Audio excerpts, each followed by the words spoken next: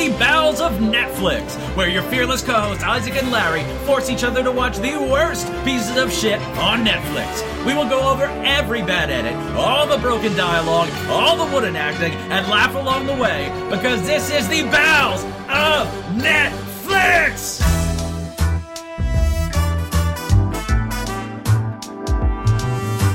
Alright, welcome to the Bowels of Netflix. I am Isaac, and with me as always is my fearless co-host Larry. How are you doing this week? You gave me a devil's choice. Really. I really did. God fucking damn it. Can you stop giving me Disney movies, okay? This is fucking 3 weeks in a row where I've had to fucking watch Disney movies. Well, it's gonna be hard to find movies that aren't Disney movies as they amass more and more of the world of entertainment. But really I'll try. I know. Technically, Marvel movies are Disney movies now, and that makes me want to cry. Also, Star Wars. Well, 2 weeks from now, you'll have a Netflix original. Oh, God. So that's going to be interesting. Oh, that just... I used to think that was a mark of quality, but now I'm just afraid. It's going to be an interesting one. But yeah, so we are the Bowels of Netflix, this crazy little podcast that we do. Every week, one of us has to watch a horrible movie on Netflix that the other one has picked for him and describe it in excruciating detail. So that's what we've been doing. We've been getting some listeners, so that's really cool. If you like the show and you come back for more, we really appreciate that. You could recommend us to your friends, other podcast people. We need to have like a name for the listeners. Like I think I brought this up in like episode 2 or something. Oh yeah. Like I think I go with Bowsers at the time because I'm a fucking uncreative twat. We need to have some kind of name to call them that's not like, because like WWE calls their fans like the WWE Universe, and like we know some podcast. I know Harmontown calls their fans like Harmenians, and True. Ice Cream Social calls them Scooch. We need a name to like call our fans. If I don't know, people could write in or tweet or Facebook, and give us suggestions. Or if they really like Bowsers, it might be a copyright issue, but I'm sure we could work around it. With an L in there, it doesn't help that Bowser is like my favorite villain of all time. But I don't know, because sticking with like the Bowels theme, we could call them turds, but that seems kind of detrimental to people who are listening to us talk. We would be insulting them every time we refer to them. Oh, yeah. Which they probably deserve, because they listen to this podcast. Yeah, I mean, the only thing that could be worse than watching these fucking movies is listening to us describe them and just hate ourselves while doing it. And also each other. Very, very true. But yeah, if you do have any ideas, you could send them in on Facebook or Twitter. Those are both at Bowels of Netflix. And if you want to send an email, bowelsofnetflix@gmail.com. We'd love to hear your thoughts, ideas, and maybe read your email on the air one day. Yeah, I love it. But yeah, this week, what have you watched? Well, like I said, you gave me a devil's choice. You made me pick between my hated foe, Wes Anderson. He makes such good movies. And his movie was Moonrise Kingdom, or Pirates of the Caribbean 5. Dead Men Tell No Tales. Now, can't believe there's so many. Let's talk about Wes Anderson for a hot minute. So, what did I fucking have? So, Moonrise Kingdom. Now, did you watch Moonrise Kingdom? Yes. Oh. And what was the problem with it? Yeah, all right. It's a stupid, shitty, quirky bucket of Wes Anderson's milky eye mucus. But it was technically pretty good. It's so cute, that little love story they have. Now, don't get me wrong, I fucking despised it. Okay? It's all quirk and no substance. It does not change my feelings towards Wes Anderson. However, it's been a couple of years since I saw anything he's made. You famously made me watch The Royal Tenenbaums. I mean, I'd never heard of it or seen it.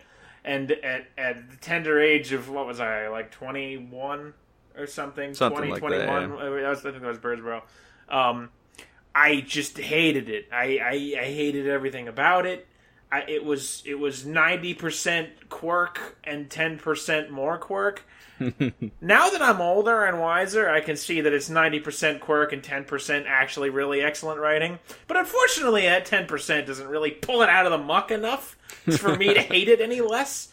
But Moonrise Kingdom has Bruce Willis, and it also has fucking oh god, what's his name?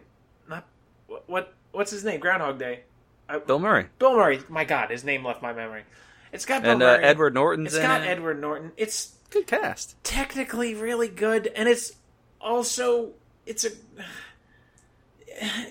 about a coming of age story, and those are like my favorite kind of stories. That doesn't change the fact that there's like all this added shit in there they just fucking put in there to be a quirky son of a bitch, like the fucking kid with the eye patch, which just why fuck you, Wes Anderson, fuck you, fucking god damn it, oh, it just people love it and it's just shit. But it's also it's really good shit, and I hate that it's good, and I hate that I'm older and wiser and see that it's now technically good, which doesn't mean I like it. It just means it's good. The Beatles are also good, and I fucking hate the Beatles. If I ever get you to actually review a Wes Anderson movie, it's gonna just be screaming nonstop. I think we might have to do a side episode of me actually reviewing it, because I thought about it after I watched it, and I thought about it at the work the next day and thought like, if I do a review of it, it's either going to be 40 minutes or 7 hours. Because it's going to either be me talking about the things I just hated. I don't know that I could go through the plot and like actually hit every point. I think it would just be me talking. I don't know. I don't know that I could do it in the style we normally do battles. Now, fucking little did I know, my other option was going to be much of the same, where I'd somehow have to jerk cum out of the fucking plot of Pirates of the Caribbean 5, but that's a different story we're going to get to in a minute. But yeah, I didn't think I could make the Wes Anderson thing work as a regular episode. Maybe one day, if you assign it to me with no choice, I don't have a choice, and I have to fucking make it work. That's the beauty and the curse of bowels of Netflix. But thankfully you gave me a choice, but you still kind of fucking win, because I watched 2 movies I hated. So, congratulations. You officially win this week. And possibly all the weeks up till now, because we'll see when we get to the canyons, because that's a weird movie. You really gave me a lot of mental agita about what the hell I was going to pick. So, well, did you have to spend 90 minutes watching a rapist act like a sociopath? No. I mean, I haven't visited Dad lately, but no, I didn't otherwise. Yeah, because that was fun. Yeah, I'm looking forward to getting to the canyons, because there's some fucking weird stories. And I accidentally, and I'm not kidding, I accidentally read more about James Dean just purely by happenstance. And goddamn, that is some fucked up shit. That's going to be a fun episode. This one's going to be... Yeah. I don't know what this is going to be. Fucking... So, yeah, given the choice between Wes Anderson and fucking Johnny Depp, I picked Johnny Depp. So, hooray for me. What a choice. So, I will be reviewing Pirates of the Caribbean 5, Dead Men Tell No Tales. Go on. Have you seen all of the other Pirates movies? Yes, I have. I haven't seen 4. I don't think. I actually have a bit to say about 4. It's kind of funny you gave me this, because I had actually just watched it like 2 months prior. I went to I met up with a friend of mine with whom we occasionally have intercourse, and that was Pirates of the Caribbean 2 was a movie on in the background. And following the intercourse, we were just kind of shooting the shit, talking about it, because she was asking about the plot, and I remembered it. And then after that, I'm like, I want to watch all those movies, because I've never seen the 4th and 5th one. And also, my best friend had been telling me about the 5th one and what he liked and didn't like about it, which was most of it is what he didn't like about it. So I had just watched all these like 2 months-ish prior. So they're still kind of fresh. Like the plot of all of them is kind of fresh. And we'll get to the rest of the... Because we'll get to the fucking previous 4 when I start the actual review. But basic details here. I don't know how to pronounce the director's name. Joachim Ronig? I don't know who that is. No idea. Yeah, but this is a Disney movie because, lest you forget, Pirates of the Caribbean is based on a Disney ride. The movie is based on a fucking theme park ride, and it spawned this franchise based purely on Johnny Depp just kind of sashaying around you're not sure if he's gay or not. That's really, it's really magnificent. It's incredible how it's lasted this long with basically nothing and shitty writing. Let's see, what do we got here? The budget.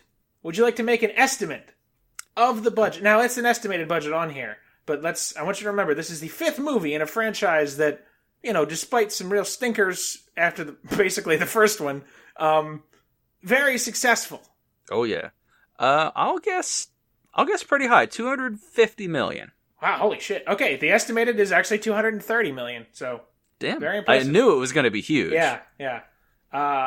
It's probably the biggest budget we've done. Oh, for sure. And it shows. I have practically nothing to say about the cinematography. It's fantastic. I'll get to it a little more in the review, but this is no fucking Leo the Lion. There is tons and tons and tons of money poured into this, and it shows. Now, I think Johnny Depp probably made $50 million of that, but... Yeah. Interesting juxtaposition between next week's movie, The Canyons, and Pirates. The Canyons was one of the first Kickstarter crowdfunded movies. That's right. And its budget was $250,000. That's right. So, very different. Some of these movies, I'm trying to think, that might be the lowest one we've ever had budget-wise. I'm trying to think back. Yeah, we've had some under $1 million for sure. Perfect Sisters was pretty low budget. Yeah. Interesting. Once you're under $1 million, it's pretty dodgy. Yeah. Oh, and it's this. They had all the money and power of Disney behind them for this, and it grossed in the U.S. $172,558,000, etc. Which I'm sure worldwide was huge. Worldwide was almost $800 million. So yeah, this is a huge success. Again, this is it's not quite Air Bud levels of success.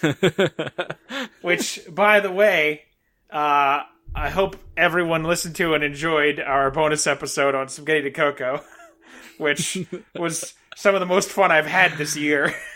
Oh, good lord. That went off the rails in such a delightful way. That was a real treat, and what a life. And, of course, we're back to Disney again, because Isaac can't get his fucking dick out of Walt Disney's asshole, and just keeps coming Disney movies onto my face.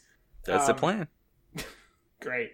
So, IMDb, 6.6 out of 10, which, again, we're kind of on the fence about IMDb. And the tomato meter, which I just fucking closed the window because I'm a fat, stupid idiot. Rotten Tomatoes has this. This is kind of interesting to me, I think.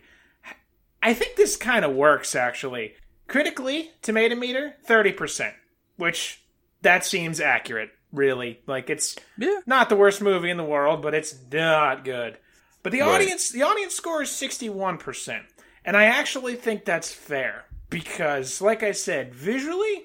it's very nice. And you're going to hear me say this 12 times in the review. If you like fucking pirate stuff, it's great.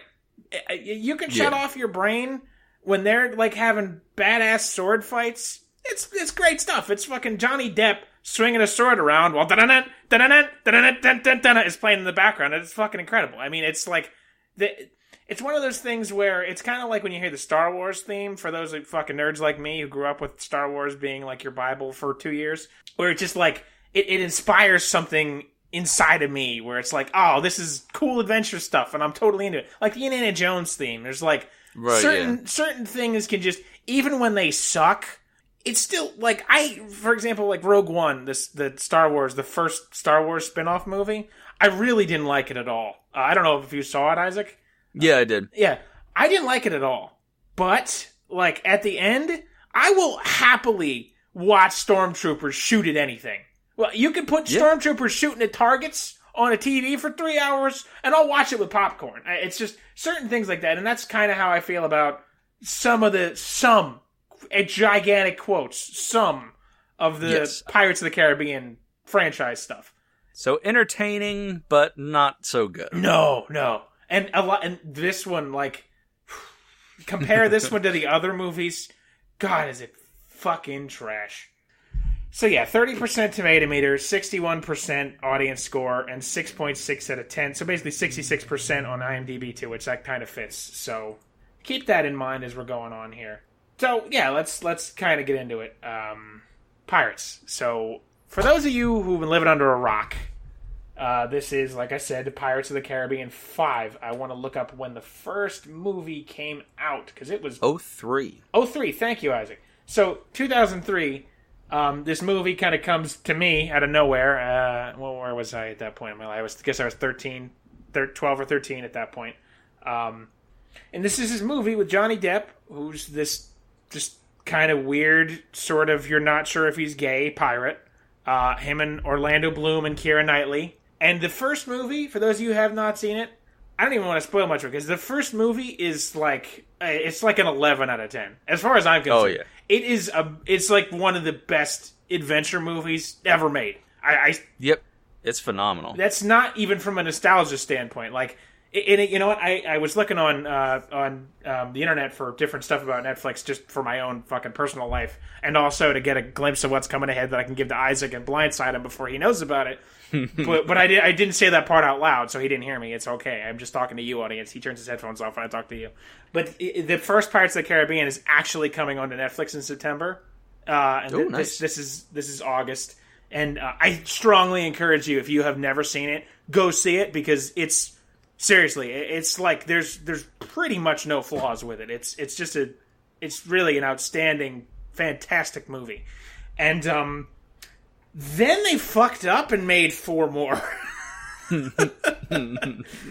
So the first movie has a beginning, middle, and end satisfactorily, and then we're good. And then they decided, well, Johnny Depp can swagger around for a good couple of years yet, and Orlando Bloom's still pretty hot to trot.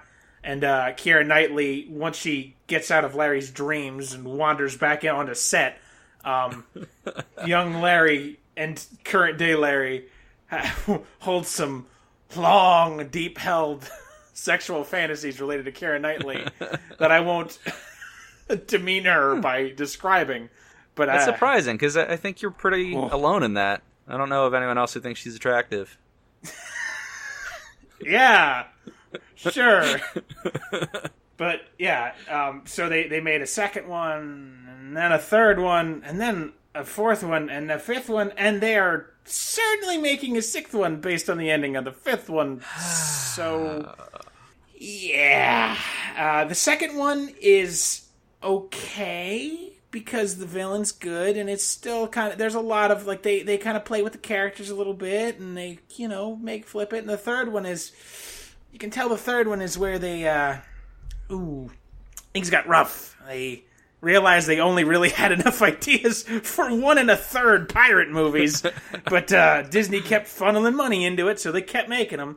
And then the fourth one happened, and they were like, okay, well, that third one was real bad, so we're going to take everybody out except like 3 characters and just have an entirely different adventure.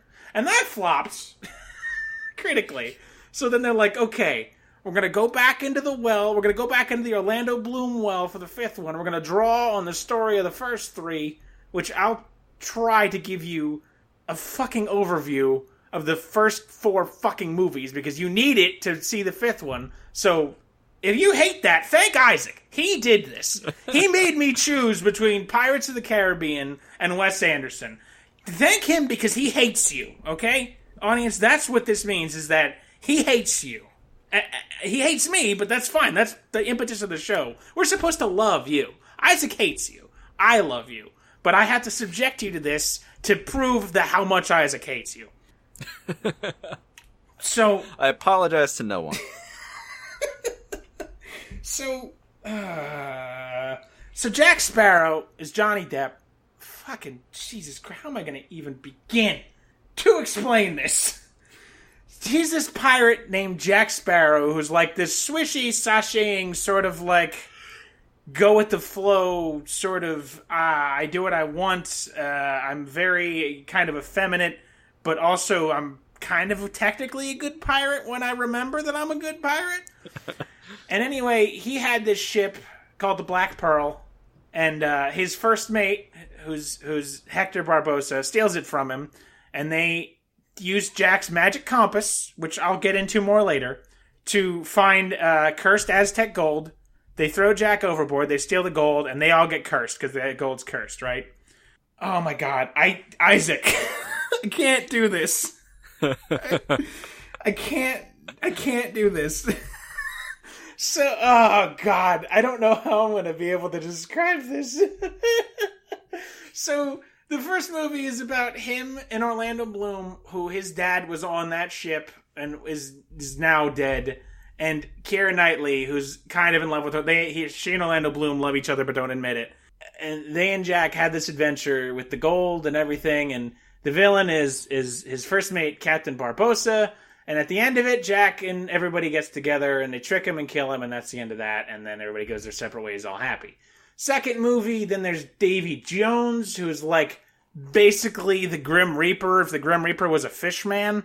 And the Grim Reaper's job was to be on an evil ship full of other fishmen that sailed underwater and took the souls of the dead to hell. But Davy Jones decided he was tired of that, so decided to just kind of be a pirate and a fishman with an octopus face. Yeah. And let me just air quotes here. Stuff happens, and he tries to take Jack's soul, because basically the underlying theme of the Pirates of the Caribbean franchise is that everything bad in the world is Jack Sparrow's fault. That's the main part you need to know. And I'm not being facetious. That really, like, everything bad that happens because Jack Sparrow fucks up. Sometimes intentionally. So, like, thousands upon thousands of people die just because Johnny Depp is, like, swaggering around talking about peanuts and fucking being effeminate. So, yeah, the second movie happens, and fucking the British government ends up in control of Davy Jones, who is, as you recall, Fishman Grim Reaper.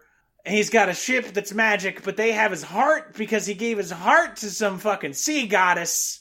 And so the British control them, they control him, and he's like fucking up the seas. I just want to kill you, Isaac, for making me have to explain the plot of all these fucking movies to get to this movie. So then the third movie is like Jack and Keira Knightley and Orlando Bloom are like getting all the pirates together to go against the British and Davy Jones, who is Fishman Grim Reaper, which I just like saying the words Fishman Grim Reaper. It's a good combo. Eventually, stuff happens and Jack changes sides. Jack's biggest character trait is that he's constantly changing sides on like whose side he's on, if he's on the British side or the villain's side or the hero's side, just constantly, like every 2 minutes. Which in the first movie is really endearing, and the later movies it gets complicated, and in the fifth movie, which I'm going to be talking about today, it just fucking sucks my dick. It sucks my dick, and not in an enjoyable way, just in a shitty, awful way. Toothy, not enough spit. No, dry, like you're getting sucked off by a monster made of sandpaper. So, or a cat. Yeah, in the third movie, Orlando Bloom, he becomes the Fishman Grim Reaper. And now it's his job to ferry the souls of the dead back and forth. And also the villain from the first movie, Barbossa, he gets brought back to life with nonsense off screen. And he's kind of there too now. And then like... So, oh, fuck's sake. So, alright, I'll save more of Fishman Grim Reaper stuff. Oh my god. So yeah, the third movie then, and then Jack has this magic compass and he's got a map to the Fountain of Youth and he fucks off into the horizon. So... And then the fourth movie happens, and pretty much nothing in the fourth movie matters, so just pretend it didn't happen, because really, it just doesn't fucking matter. Doesn't advance any plot. But the fifth movie is a follow-up to the first three, which is a story that was complete in the first movie, and then they extended it to a trilogy, and then not satisfied with that, because they realized the fourth movie was a pile of shit, they made a fifth. That's gonna lead into a sixth. And if I was a betting man, probably a seventh. That's such a weird trajectory. I really wondered how the fourth movie went down in like the creative writers' rooms and stuff. I think they just wanted to be like, okay, you know what? We can't get Orlando Bloom. We can't get Keira Knightley. Or they didn't want to or something. And they're like, okay, you know what? We're going to do something different. the story about the fucking Fishman Grim Reaper's done. Because Orlando Bloom and Keira Knightley and Jack Sparrow, Johnny Depp, they're kind of all the main characters. So it's not just about Jack, even though he's definitely the lead. But it's like the first 3 movies are kind of about the love story between Orlando Bloom and Keira Knightley, and it's pretty good. I mean, like for as shitty as the second and third movie are, there's still like there's some good stuff in there, and I think the love story it's pretty good. You know, it's silly and contrived, but this is also like a big budget Disney movie about fucking pirates. So there's like a willing suspension of contrivedness I'm willing to take, because Jack Sparrow fights literal armies at times, and he's like just a guy who sachets around. And like there's ghosts and zombies and all kinds of shit. So just yeah.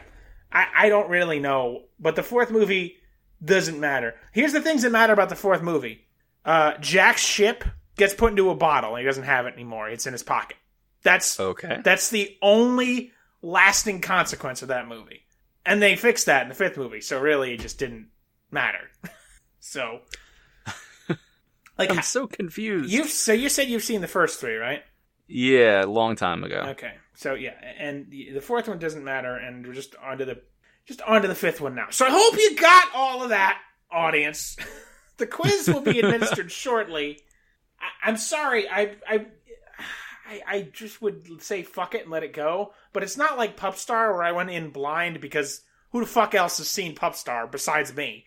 And I actually know the plot of these movies, so I feel somewhat obligated to tell you the bits that will come up in this movie, because I otherwise would just be screaming like I was in Pupstar. And I want to at least, if I'm going to scream, I want to be honest about the fact that I'm screaming about something, not just pretending I don't know what it is. So that probably doesn't help you at all. And also, I'm pretty sure this episode's going to fucking blow, because this movie's it's the opposite of Wes Anderson. It's all substance and no quirk.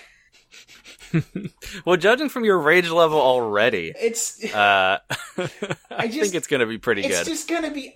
I'm mad because the episode's going to suck because the movie's so bland. When you get angry, it makes me giggle. Hopefully it makes everyone else giggle, too. It's the story of my life, is everyone gets me mad because it's funny. I mean, okay, in fairness, this movie... The fifth movie, which I'm now going to be talking about full time, Dead Men Tell No Tales, which we'll get to that too. It isn't too much of like a nostalgia fest, or make you have tons and tons of knowledge about the first 3. Again, pretend there's no fourth one, doesn't matter. As long as you like know the characters and understand their relationships. Like Johnny Depp is pirate. His former best friend / former worst enemy / kind of friends now, Captain Barbossa, is like his pirate rival, who they're kind of also friends. He's got a first mate who they're best friends. And then Orlando Bloom and Keira Knightley are characters from the first 3 movies that are fucking, and also Orlando Bloom's the Fishman Grim Reaper now. That's all you really need to know for what that's fucking worth. So let's get into this. We open on a young boy who's taking a look at a shitload of papers he has on his wall of various sea monsters and pictures of different kind of curses, as well as a few wanted posters of our leading man, Captain Jack Sparrow. Now, I don't need to describe what Jack Sparrow looks like. If you've ever seen a pirate Halloween costume, you've seen Jack Sparrow. It's dreadlocks and just look up a picture and you've seen it, I assure you, because these first 3 movies were huge. Absolutely. They promoted the second and third one so fucking much because the first one was such a runaway hit.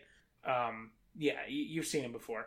So kid grabs a map and sails out in a little rowboat to the middle of nowhere, the ocean. He puts a bunch of rocks in a net and throws them overboard, eventually sinking down to land on a submerged pirate ship. As he lands, the ship rises up and explodes out of the water, revealing that it is the Flying Dutchman. Which, for those of you who know what it is. Those of you who don't, this is the ship of the Fishman Grim Reaper. So this is the ship that ferries souls back and forth from the dead. So this means that we know, because of the consequences of the first 3 movies, that Orlando Bloom is the captain of this ship now, and he has to be the Fishman Grim Reaper. You're going to get real tired of hearing me say Fishman Grim Reaper, but it actually doesn't come up that much, so you're going to be fine. Don't worry. It sounds like a good band name, to be honest. Yeah. It's the ship of Davy Jones, and blah, blah, Orlando Bloom. I can't explain that. So, yeah, Orlando Bloom himself stumbles out of the cabin, which kind of surprised me because I didn't know that this was connected to the first three coming into it the first time.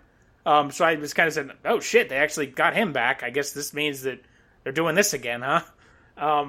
So yeah, he's got like a bunch of shit on his face and he's all covered in fucking like fishman stuff because, God. The worst part is I gotta yell about plot details that are like the most nerdy, weebiest details that only a fucking loser would know because I just watched the rest of these fucking movies so I know how the lore works.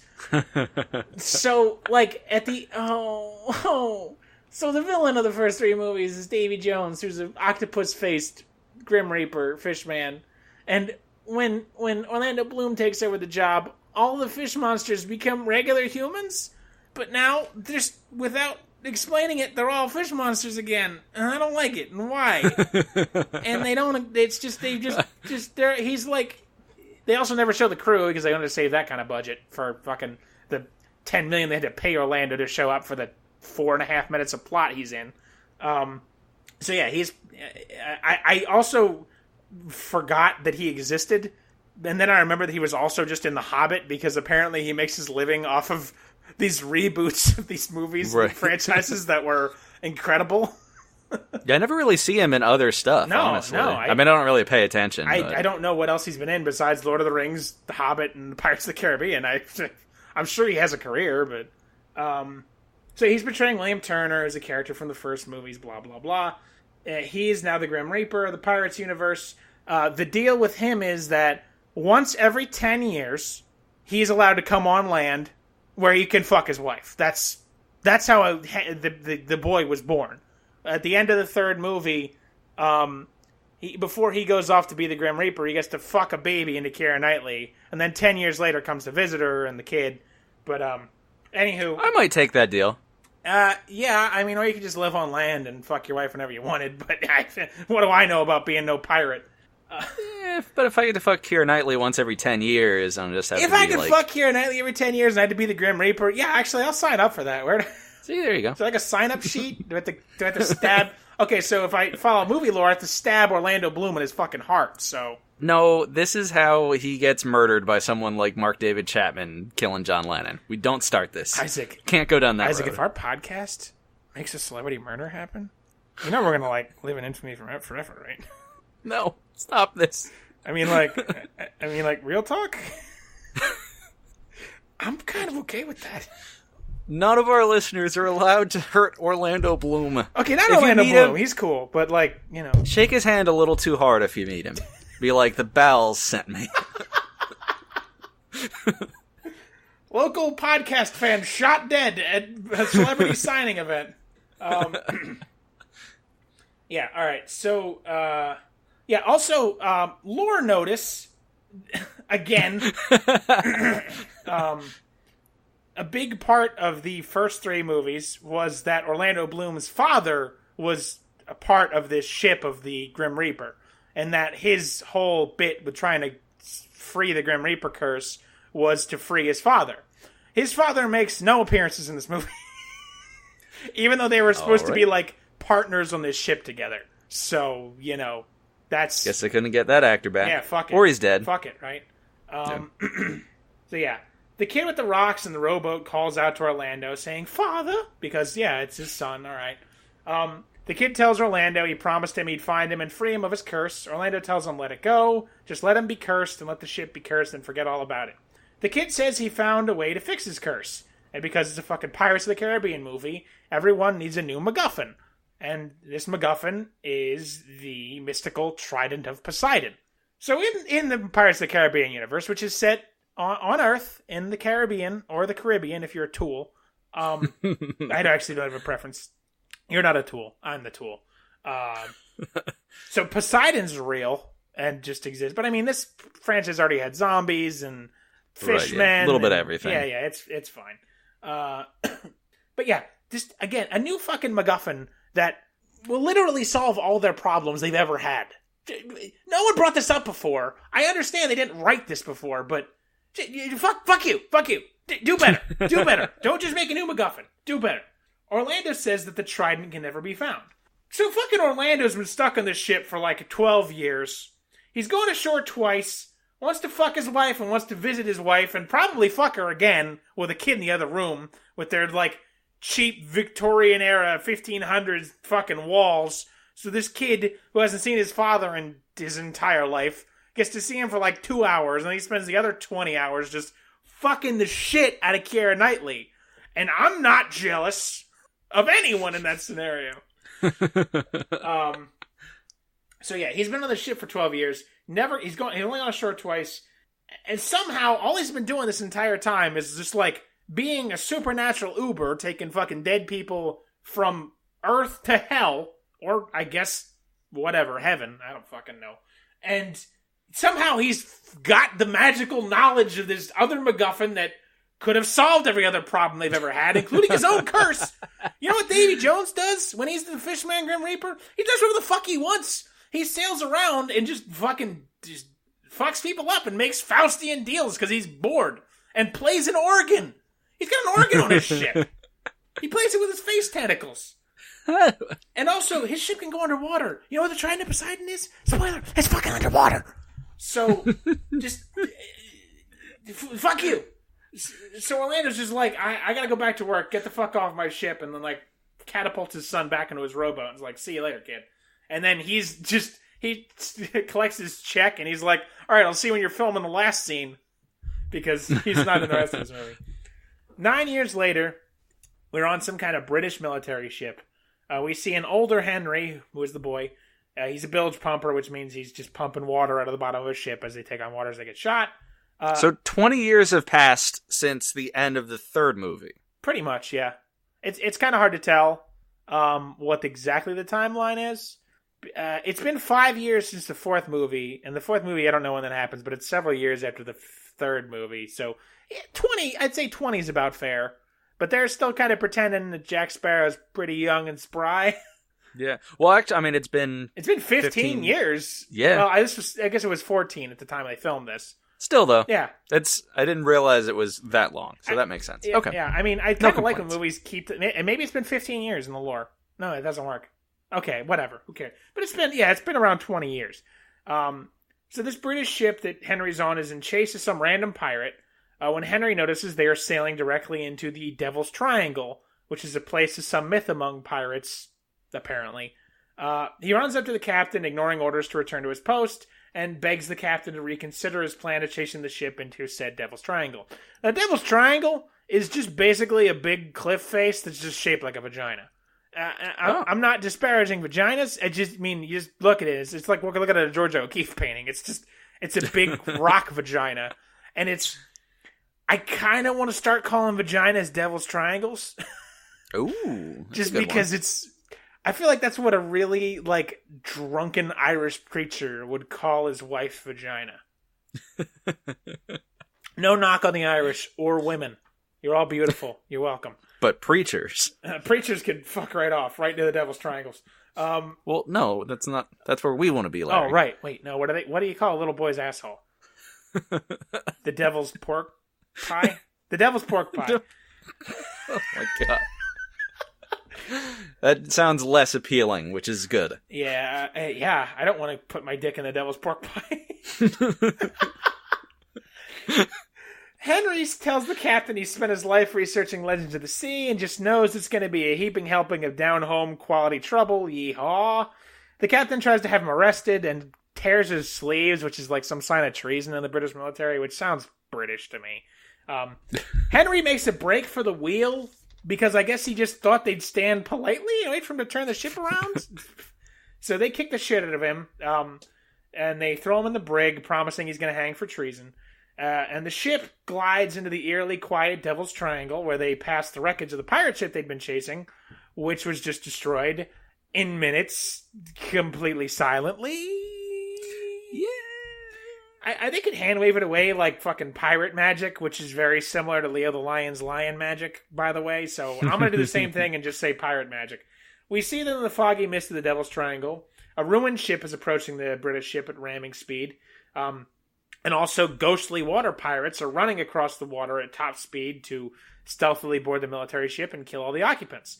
this series is the Pirate series is like, there's always a supernatural element in every one. It was zombies in the first movie. It was fishmen in the second and third. It was like undead sort of people with shitty paint because I think the budget was lower in the fourth. And the fifth one, it's ghosts. It's ghost pirates. So they can run across the water. So all the British military men die to this new ghostly threat, and we see our primary villain saunter aboard. He is Captain Salazar, played by Javier Bardem. And he's actually pretty great. Bardem is... I'm sure I've seen him in other stuff, but I couldn't put him anywhere in my head. But he does a pretty good job at this. Like, he's got like a very menacing Spanish voice. Not trying to be racist or anything, but like, he speaks very low and quiet, and like, just because of his sort of drawl when he speaks English, it sounds very menacing and cool. He's got kind of a cool design. Like, he's ghostly, and like his hair is always kind of floating around because it's ghostly, and like he's got shoulder pauldrons, which are like the old military sort of like fucking shoulder flaps that got fringes that hang down, and they're kind of always flapping to like some unseen wind. And he uses like two swords as canes to walk. It's a pretty good it's a good portrayal, and he fits the role pretty well. So as far as Pirates of the Caribbean villain goes, it's pretty good, and Bardem's good in the role. Doesn't get enough time for it, but I don't have any complaints about that part of it. It's not bad at all. I really like the character. It definitely helps to have a good villain. I think that's part of the reason the first one is so good. Geoffrey Rush is Barbossa, who's just the villain, and that is amazing. He's in this movie too, and he is just a fucking delight. We're gonna get to him.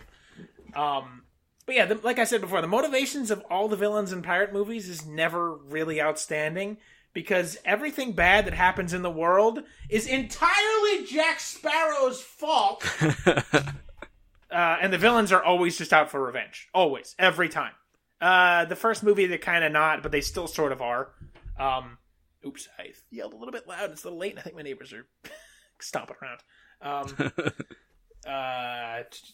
Yeah, okay, so, the ghost pirates that he has are just kind of generic humanoid ghosty sort of things that are missing limbs and stuff. It's dumb.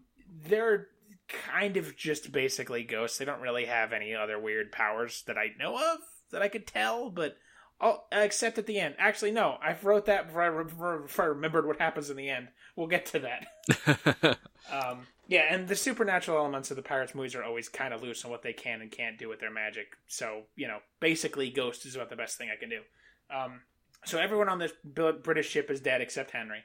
And Salazar and his ghosts corner Henry in his cell. Salazar sees that some Jack Sparrow wanted posters that Henry had in his pocket kind of fall out.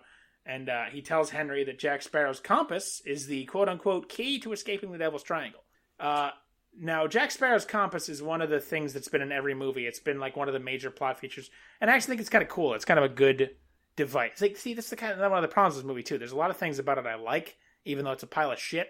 Because the compass that he has, it always points to what the holder's heart most desires. And that's been consistent throughout the entire series. So that's how... great idea. That's how they solve pretty much all their plot holes. And it always kind of works because, like, a lot of times when, in the second movie especially, his motivations are all muddled up. He doesn't know what to do. And, like, he has to keep Keira Knightley around to use what her heart most desires to, like, get where he's going. So the compass will point him there. So it's a clever device that they consistently use throughout all the movies. And I like it. They fucked the lore of it up at the end of it, but, whatever. So Salazar tells Henry that he has nothing to fear, as he always leaves one man alive to tell the tale. You know who else does that? Steven Seagal in Code of Honor. So we're 2 degrees of Seagal here, and, if these rape allegations come through, I cannot wait to talk about Steven Seagal getting fucked in prison. So Salazar lets Henry go and tells him to tell Jack that Salazar will kill him. He says he would tell Jack himself, but... ... dead men tell no tales. Ah, I see. So, thanks for coming to the Bells on Netflix. As we know the rules, whenever someone says the title of a movie in the movie, the review immediately ends and Isaac has to suck my taint. So we'll be signing off. You can check the Twitter and Facebook. Isaac, you can get your mouth all lubed up. Oh, wait, that's not real. So we pan out to our title. We cut to the city of San Martin in the Caribbean, or the Caribbean if you're not a tool, where a woman in a jail cell is confessing to her crimes to a priest as she's going to be hanged from the neck until dead. She gives the confession in one of those ways you can explain yourself to the audience by conveniently giving backstory details without ever having to actually portray them in any way. Always fun. She says she's a woman of science who lives on her own with a diary from her father whom she never knew and a quote-unquote quest for truth. So, yeah, that's a lot of lore to jam into one little tiny bit. Get used to it. Because it's just going to get fucking worse from there. So she's going to be hanged as a witch because she knows science, because ladies can't know science, because this is pirate times. Ladies don't know nothing except no dick hole stuff things. Oh my god, I'm already tired and want to die. So she picks the lock on her chains and smacks the priest in the head before just fucking off. In the town square, the new San Martin Bank is being presented with a gigantic vault in the middle. A carnival barker explains to the crowd that the vault is fucking hella thick, N-word, and no man could ever rob it. Of course, they open it up to find a drunken, sleeping Jack Sparrow inside. Right. Now, I've basically described Jack Sparrow at this point, but let's talk a little bit about the character and his motivations. He's a pirate, and as such, he enjoys doing piratey things. Thieving, whoring, drinking, primary among them. And he's always been, characterized by his shifting motivations, but he always kind of ends up on the side of good, right? Mm-hmm. Yeah. Johnny Depp has had enough of playing Jack Sparrow, and it starts to show. Uh-oh. Pretty quickly. So anyway, Jack stumbles out of the vault drunkenly and sparrows it up, doing his usual sort of... Honestly, if you haven't seen a Pirates of the Caribbean movie, watch the first one and it'll make perfect sense. Pause this review, watch the first one in September, come back to the review, it'll make perfect fucking sense. I can't explain it. He's in the first, his shitty acting and this one aside, he's got the role down, pat. Mm-hmm. And he does it very well. Is it a very tired role 15 years later? Yes, it is. We see some of Jack's usual partners in crime, like his first mate Gibbs and his midget companion, and some of his other old crewmates are attaching chains to the vault. Jack forgets what he's doing because he's stone cold drunk as his soldiers prepare to fire. And because Jack has not attached the ropes or chains or whatever entirely around the vault, or something that's not really well described or shown or explained, the vault gets pulled up back against the bank as they are trying to pull it away on a cart, and it drags the entire bank away through the streets. That makes sense. It's just for the fucking trailer, basically. In classic Jack fashion, he gets stuck onto a rope and is summarily dragged along through the street behind the bank. I didn't hate this scene, and again, it's like that kind of music, which it's great. It's vintage. It's classic. It stirs some feeling of adventure in me that I've beloved since I was younger, and fuck you if you want to judge me, but I liked it. So he's just kind of doing shit, and there's gold flying out of the vault, and he's getting dragged along, and there's soldiers shooting, and chaos, and mayhem, and yeehaw. And as this bank nonsense is happening, our lady scientist, who I don't think we got her name yet until later, she sneaks into the local observatory and starts using the gigantic telescope. The observatory has a sign on the front that says no dogs and no women, because they really ramp up the sexist undertones in this one. It's time period appropriate-ish, but they lay it on really thick this time. I don't know. And it's largely a movie for, not for children, but a lot of, 10 to 12-year-olds are going to love seeing it. Yeah, I mean, I did. And might not understand the history or the context behind that as well. It just seems weird because they try to because the story of Keira Knightley in the first couple movies is that she's this prim and proper rich girl who wants to escape that life, and by the end of it, she's basically a full-fledged pirate who's got the respect of other pirates, and it's a pretty good story. And this time they try to cram all that into an hour of actual movie, really fast, and they do that because she's not believable in that role. they just do it by making all the pirates just think she sucks until like the very last couple minutes. And it's really bad. And she's no Keira Knightley. Not to do it. Her acting is fine. There's not really any acting problems in this movie other than Jack, which we'll get to in better detail later. But she's fine. It's just a poorly written character that's really slapdash. And they tried to recapture magic that just was not there. And they had too much plot. God, there's so much to get to still. Over 2 hours long, by the way, this movie. So she is looking at this fucking telescope. I mentioned I love the fucking Jack Sparrow doing Jack Sparrow-y pirate things and almost just barely getting out of danger by a hair, and music, and it's definitely entertaining. It's kind of tired and stretched, but I still enjoy it. It's like watching stormtroopers shoot stuff. I'm always happy to see stormtroopers shoot stuff. I like pirates doing piratey things. Sue me, okay? Can't blame you. The 61% audience rating, again, that's the part I think, if you shut your brain off for the plot, it's a shitty action movie, but it's enjoyable. So, Science Lady in the observatory, she's talking about cataloging stars, and the astronomer calls her a witch because, of course, ladies can't learn science.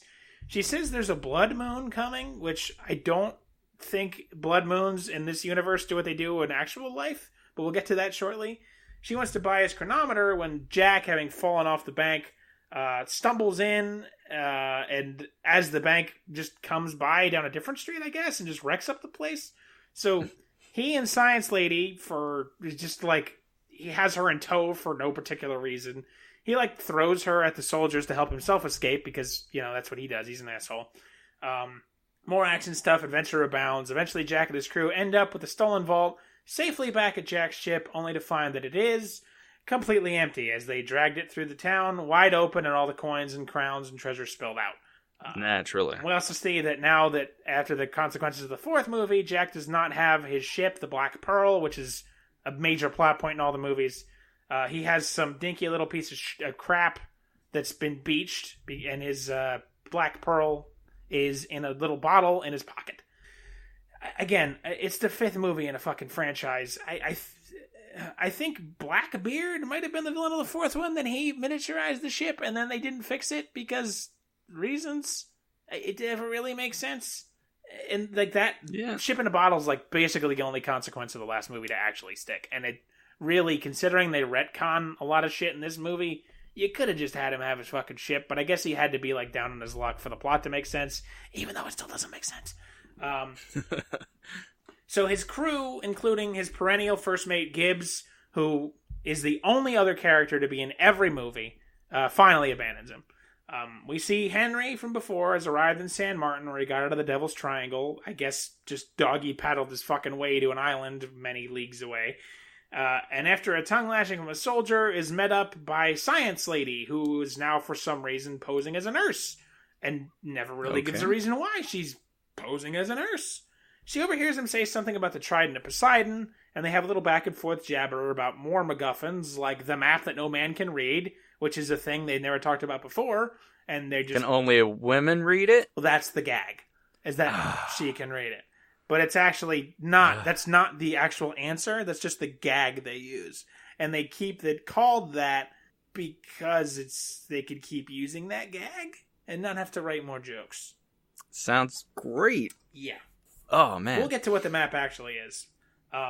They also realize during this conversation... The map to the clitoris. The map that no man can read. Isaac, I've got good news for you. Where you and I are going to go on a rousing pirate adventure to the clitoris. So we're making a pirate-themed porn? 'Cause I'm on board with that. How much do you think Keira Knightley would charge? More than I have. They also realize, and by they I mean me, that both of them are the most astonishingly boring fucking people in existence, and they're really poorly disguised versions of, hey, we're going to recapture that magic of Orlando Bloom and Keira Knightley into this same relationship, but instead of 3 movies to develop it, or even one really well done movie, we got this shitty slapdash movie where we also have 12,000 other plot lines to resolve. I know, by the way, they're all going to get resolved and really just never matter in the first place. So yeah, Science Lady produces the Journal of Galileo, which she just has, and says that he spent his entire life searching for the Trident of Poseidon. Science alert! To step on your bit's toes. Science. It's a good bit. I think we should keep that one going. It's an amazing bit, Isaac. I laughed so hard at that. Galileo did no such thing because magic is in fact not real. Holy shit. You're blowing my mind. Galileo Galilepi, whatever the fuck his last name is, because it's something silly like that, did not spend his entire life searching for the Trident of Poseidon. So do not use this for your history test, kids. Science Lady says that her father left her the journal to read the map that no man can read. And is it just me, or is there so much fucking plot that I'm already losing track of it and I'm the one writing the review? Yeah, I'm pretty tangled up. But if I was watching the movie, I feel like it'd be pretty tangled up. Honestly, yeah, like, the Pirates movies are fun in a way that, like, because the allegiances are constantly shifting, it's fun to see who's going to end up where, doing what next, and, like, who's going to end up on whose side, trying to betray who, because they're constantly betraying each other, and it's hilarious.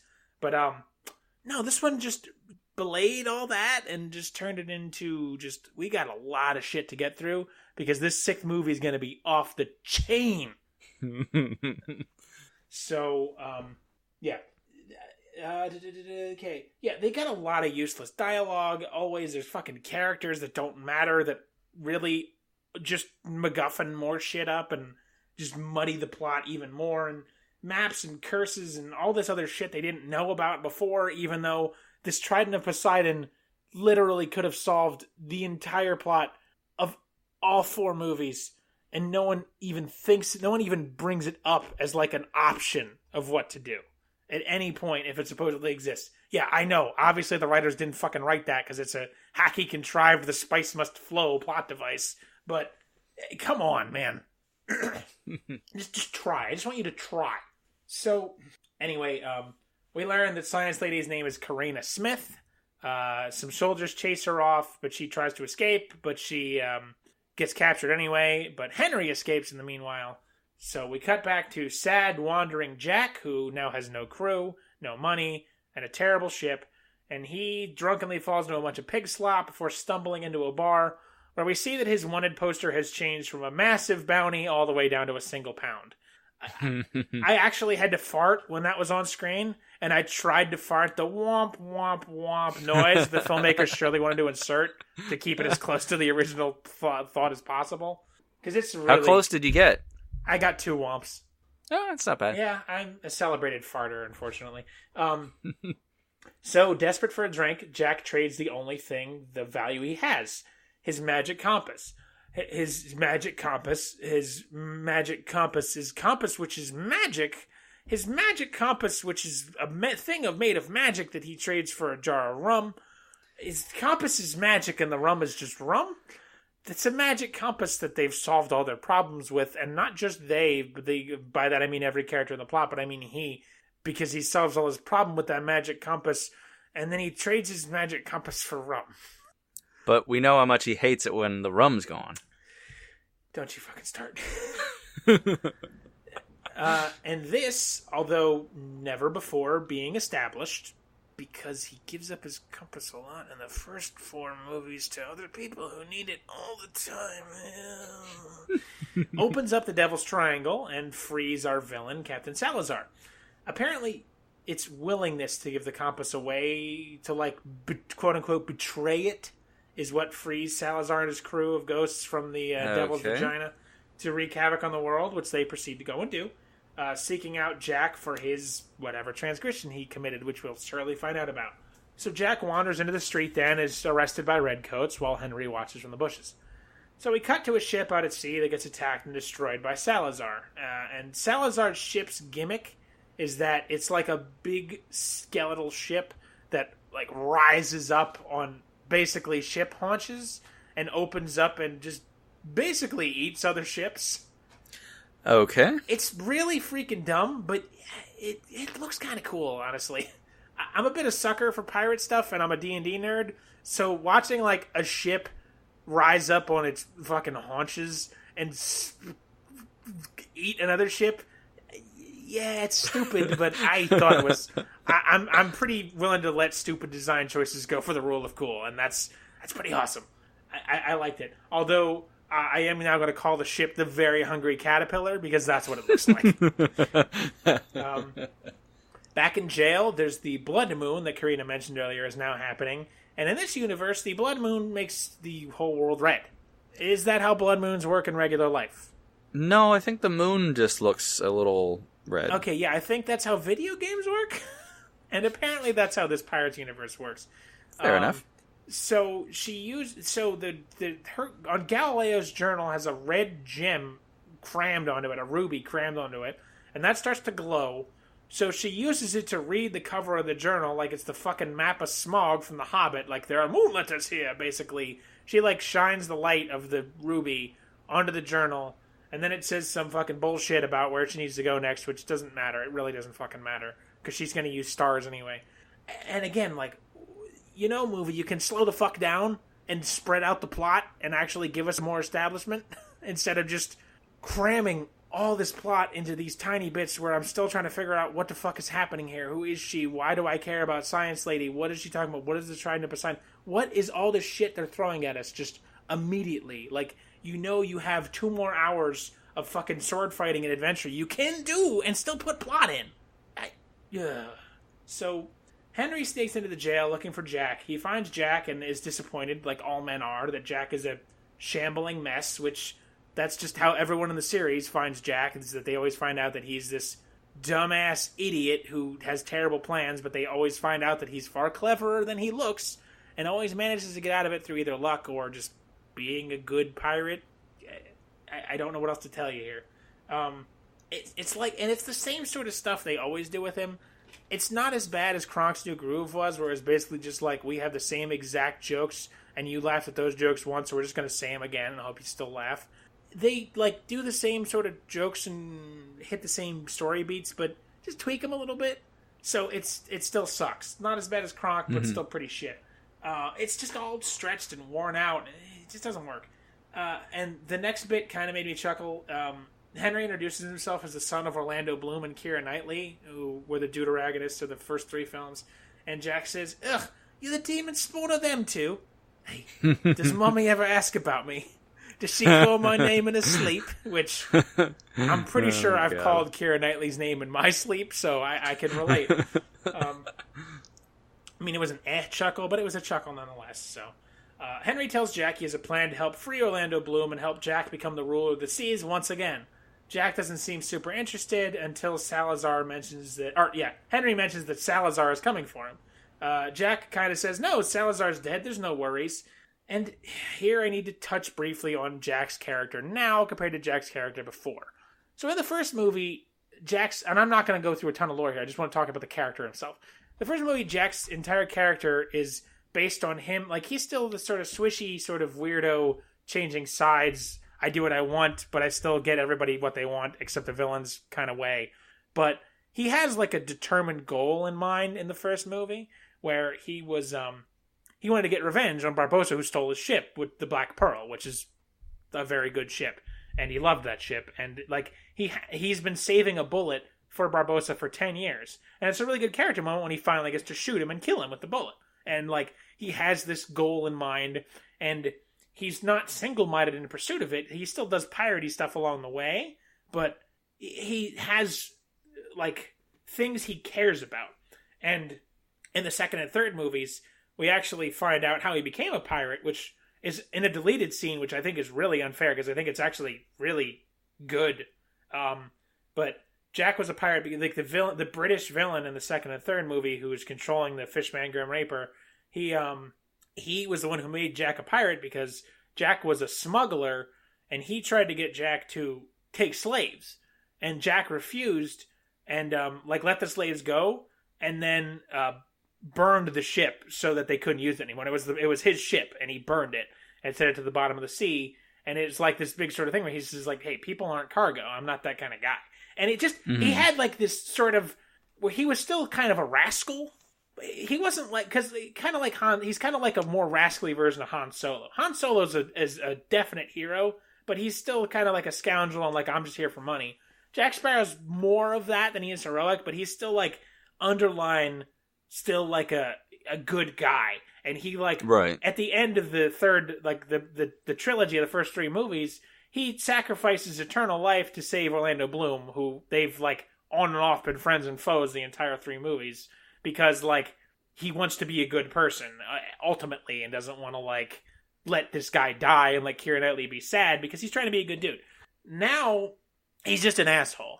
He doesn't give a fuck about anything. And like, oh, Salazar, that's some bloody bastard I knackered in some place a long time ago, and I don't care about him. Whoopsie-doo. Oh, the world's dying. Oh, I'm Jack Sparrow. Fuck off. Fuck right off. And he, like, there's no sort of any kind of arc. Like, he's just a guy. Like, he's not the main character. He's just a guy. He's a plot device. He could basically just be the magic compass that everybody else in the movie uses, which doesn't fit. I mean, he's supposed to, even in the first couple of movies, he still, like, plays not second fiddle, but he's playing first fiddle with other people. But in this movie, he's just kind of there, but he gets all the focus. It's a problem with Johnny Depp in movies, I swear. It's like, same thing with the goddamn Willy Wonka reboot, where he was fucking Willy Wonka and got all the attention, even though the movie is supposed to be about Charlie. And Willy Wonka's like this weird dude who kind of fucks with him. So, it's the same problem here. It's just, it's supposed to be about Jack, but he's just never really, he's just there, and he's just kind of going around going, ooh, oh dear me, I'm a pirate, and I'm eccentric. He's the Wes Anderson of pirates. Oh god, he's the Wes Anderson of pirates. The worlds have collided. Oh, Jesus Christ, I just fucking put that together in my head. So that really bothers me, because Salazar's his big threat, and he's just like, oh, I don't remember anything about no Salazar, no sorry. So we cut to a massive pirate ship, completely loaded with treasure and super rich pirates. I'm talking like loaded to the gills with treasure everywhere. And we see that this ship is captained by, unquestionably, the best part of this franchise, Captain Hector Barbossa, played by Jeffrey Rush. Barbossa is just the goddamn best. This may honestly be one of his better roles in the series, too. Because, so, he's the villain of the first movie. He's the guy who steals Jack's ship and becomes a zombie by accidentally stealing some cursed gold. Jack kills him to get his revenge. And then through bullshit lion magic, he gets brought back to life as a protagonist to help them out against the Fishman Grim Reaper. And then as a reward for that, he gets to stay alive. And in the fourth movie, he stops being a pirate for a while. He loses a leg, and he goes on to work for the British Empire until he double crosses them to get revenge. And now he's the richest pirate in the world. And he's got a fleet of ships, and he's got his peg leg is like diamond studded. God damn it. Captain Barbossa is so great. He's great in the first movie. He's great in all the rest of the movies. The only thing missing from this one is his magnificent hat, which is a bit of a shame, but I'm willing to let it slide. So yeah, two of his goons come in, and after some back and forth nonsense, they tell Barbossa that Salazar's been going around and sinking all of Barbossa's ships. So Barbossa goes to see some new character who's just this fucking witch woman who's covered in weird shamanistic tattoos, who just knows the plot. She just tells him, like, oh, the evil Salazar sails the seas once again. And by the way, here's Jack Sparrow's compass, which I just have now. I have my ways. Seriously, she says she has her way. All they needed to do was her. This is how good of a fucking writer I am, and I'm a shit writer. Is that in my head? Because I'd seen this movie before I did the review. In my head, I thought, oh, that's right. She says I have my ways, and we cut to the bartender with like a big shaman knife in his head. No. She just has her ways and has the compass. That was my head filling in a better story, because that's all you needed. It's just a scene of the bartender dead and her like walking out, swinging the compass, twirling it around her head. That's it. You know how much it takes to fucking film? Probably 2 minutes. Whatever. Oh yeah, also Barbossa is like dressed in the most foppish, ridiculous British / pirate garb, and it's absolutely amazing. just look up a scene of what he looks like in this movie, because it's the best. So yeah, this fucking shaman woman, who the fuck she is, she gives him the compass and tells him, hey, go make a deal with Salazar to find Jack or something. And he's like, okay, I'll go do that. We cut back to Jack, who's getting dragged to the gallows. He passes by another cell that contains his uncle, who's just there. And tells him to stay out of the sea because Salazar's around. So now Jack knows about... Just every scene is just more plot. And it's unnecessary plot. And it's just really doesn't... It's just so much. It's so dense. It's like eating a fucking... not a falafel. What's the stupid holiday my fat county has? Fosnot. It's like eating a Fosnot. Just a big lump of like a donut. Where just imagine a donut where in the middle of making the donut, somebody just fucking gives up. And it's just a big lump of dough and you throw it in the fryer. That's what this movie is. It's a fucking Fosnot. So yeah, he's supposed to stay on dry land, blah, blah, blah. So Jack is going to be, face the guillotine and Karina is going to be hanged. Karina is the science woman. Thankfully, for the sake of the plot, they're going to be executed at the same time so we can have a thrilling fight scene. There's some comedy back and forth, blah, blah, blah. Henry swings in on a rope like Tarzan, attacking the soldiers, while Jack's old crew, seemingly once again on his side for no reason we can tell, fire a cannon that they just brought into the crowd without anyone noticing. And they shoot out the platform that Jack is under. More comedy scenes here where Jack is spinning around and around and almost getting his head cut off by the guillotine while Jack's crew saves Karina and Jack. Again, fine action scene, typical Pirates of the Caribbean stuff, so you like it in the other movies, you'll like it here. We see that Henry and Karina have these semi-romantic Luke and Leia style catty banter before Jack and his crew take them prisoner, turning on his allies as he typically does. So back on Jack's tiny shitty little ship, everyone is amazed that when it actually gets to sea, it doesn't immediately sink because it's a tiny little piece of shit. It's just every scene just has so much that I could have talked about, but just didn't because there's already so much to talk about.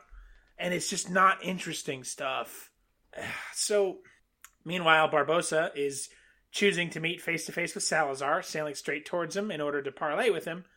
Salazar's ship is about to eat Barbossa's ship, but Barbossa mentions Jack, and Salazar and his crew come aboard. Salazar kills a bunch of his dudes, and then he says that Barbossa has to lead him to Jack by sunrise or he's going to slit his throat.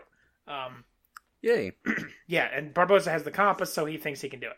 Back on Jack's ship, Karina and Henry explain more of the plot, basically going over everything they know so far and falling more coyishly in love, which I didn't know coyishly was a word until I wrote it and autocorrect didn't correct it.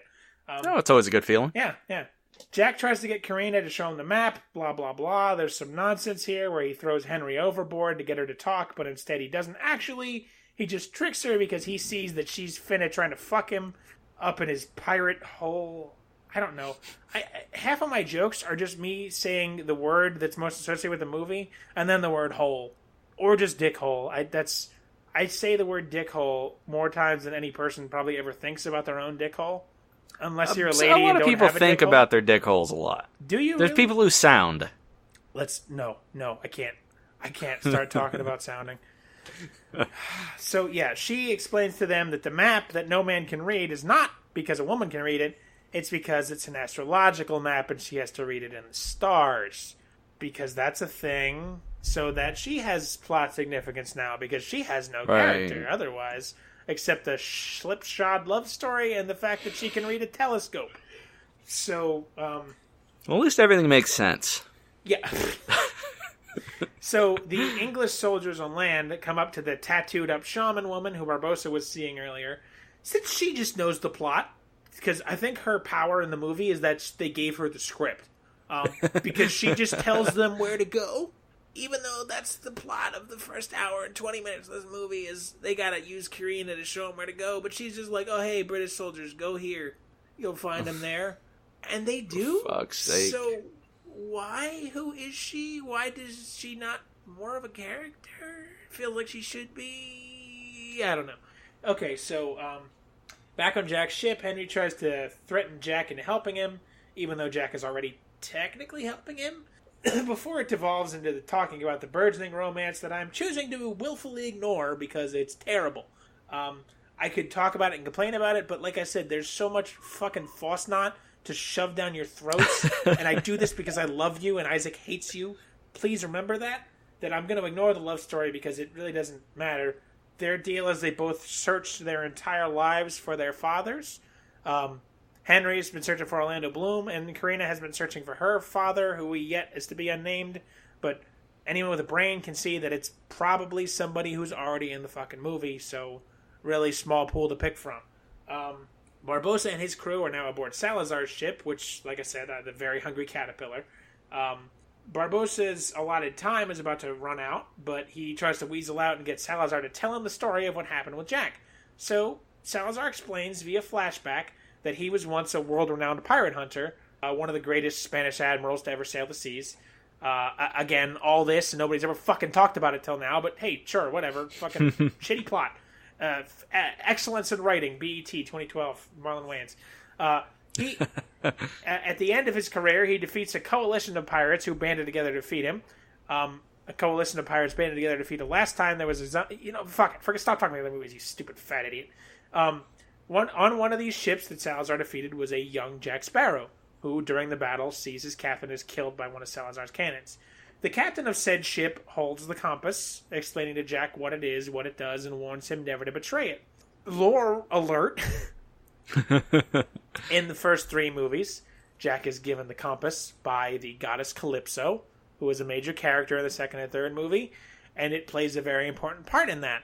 And in this movie, they just retcon it that he gets it here, and that this captain just has it, and for some reason this captain knows that it's got this weird magic that holds Salazar in place in the Devil's Triangle eventually. That never gets explained. Yeah.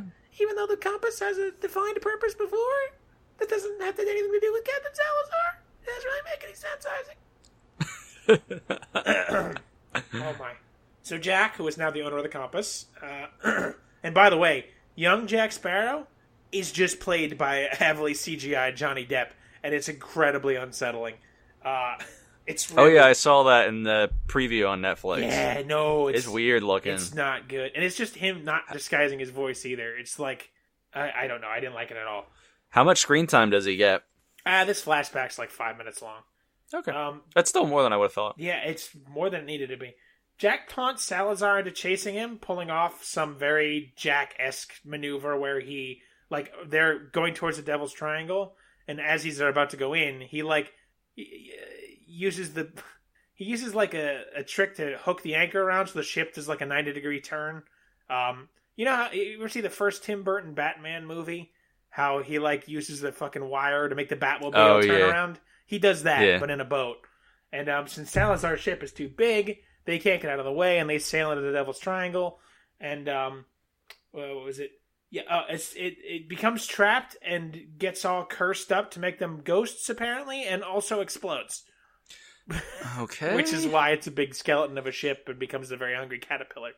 Why the Devil's Triangle turns them into ghosts is never explained, but we just kind of roll with it. So, alrighty. So with the day saved, the movie actually does something I really liked. Like, this is my favorite part of this movie, and I think it's actually a really well done scene and a really nice nod to Jack Sparrow's character, which is funny because it's not really about him, but this is the part where they kind of keep up the tradition of him being the underlying sort of good person as that he is. Because the crew, who's like just flabbergasted because this fucking kid just changed the entire course of pirate history in 10 seconds, starts giving him tribute, which is like a thing that's been coming up the whole movie that I've been ignoring because it's stupid. But they've been they're all like in awe, and they're these old crusty pirates, and they like give him his sword, and he's like a 16-year-old kid. They like give him a sword and a hat and all the stuff that he still has.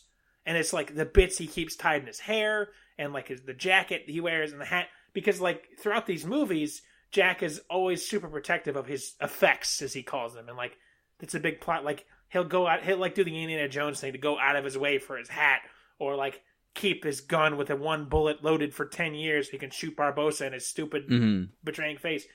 And that was a really good scene here where like his first time as the captain of a ship, like, all these pirates are just in awe and immediately respect him. And, like, this is Larry writing a better movie in my head, and hopefully the writer who wrote this scene can appreciate this, because I appreciate it. It's like these effects, that it was a profound meaning to him, and that he keeps, like, this crappy sort of pirate secondhand gear, and that's like his regalia for the rest of his life, because it's sort of about... They didn't need to do it, but I thought it was a very nice, well done little scene where they like give gravitas to these things he's been kind of clinging on to the whole time, and it gives it like a nice sort of like nod to, okay, even though he's kind of a shit in this movie, there's still underlying like sort of respect he had for this crew and this. I don't know. I really liked it. I thought it was. Yeah, that's a good example of writing and a good example of okay, you're writing this movie a decade after you wrote the earlier ones, but you're finding a way to make the stuff that existed that wasn't part of a story now part of the story. Yes. Whereas they fucked that up a bunch of times with everything else elsewhere already. Yeah. It's like a very good nod to the parts of the Jack Sparrow character that I think are really well done, even though they're never on display in this movie, except in this little bit here where like all the shit he keeps tied in his hair, like it's just because it's like that has meaning to him as a character. And I like that a lot. And it's a shame that this character is such a pile of shit and Johnny Depp is so sick of acting him now. Right. Because they really dropped the ball on like the good person he was supposed to be at heart. Like, because he's just a shit in this movie, except for like 2 very small bits. And this is one of them. So out of the flashback, Salazar tells Barbossa that time is up and he's going to kill him and his crew. But the sun rises and they see Jack's ship in the distance. And on Jack's ship, there's more astronomy stuff. The pirates are dumb. The woman's a witch, blah, blah, blah. It's pretty dull and overused. There's a joke here where she calls herself a horologist, which is someone who studies time. And the pirates think she's talking about being a whore, which is a joke that they kill the horse, they bury the horse, they leave the horse rot for a couple of days, they dig it up, and they beat the horse to death again after it rises as a ghost pirate. In the distance, Salazar's ship approaches. So Jack's crew mutinies him and casts him, Henry, and Karina overboard in a rowboat, all of whom desperately row for a nearby island. Salazar's men put some undead sharks in the water because they just have zombie sharks just in a bucket or something on board. Okay. And they just keep them to... zombie. We're getting awfully close to Sharknado territory. Zombie sharks just got them in the fucking hold. There's also zombie seagulls, but they're just like basically a... Not as threatening. Background sort of device. Oh, one pecks out a pirate's eyes early on. Oh, okay. But zombie sharks that they just keep like basically as torpedoes, which is kind of neat in concept, but it's so ridiculous and stupid. It's just dumb. So yeah, zombie sharks attack Jack, Henry, and Karina. Eventually, sharks smack with oars, swim away. Eventually, they hook a shark and get to shore. On the shore, the ghosts try to assault them, but they cannot. They're too cursed up to be able to go on the land. So Salazar taunts Jack, telling him that Jack will pay for locking him away in the Devil's Triangle. Karina runs off because she's terrified of the ghost and runs into a trap on the abandoned island they're on, which is just like a big net. And eventually Jack and Henry just run away and end up in a similar trap next to him. On Jack's ship, meanwhile, the mutinous crew gets overtaken by the British ship, so now Jack's crew is on the British ship, which is heading towards the plot. They know where it is. Just why is all this extra shit necessary? Especially the whole fucking plotline with the British ship that just goes, don't worry, we'll get to it. I'm like out of breath. My throat is dry. There's just pirate details that don't matter. Fucking A.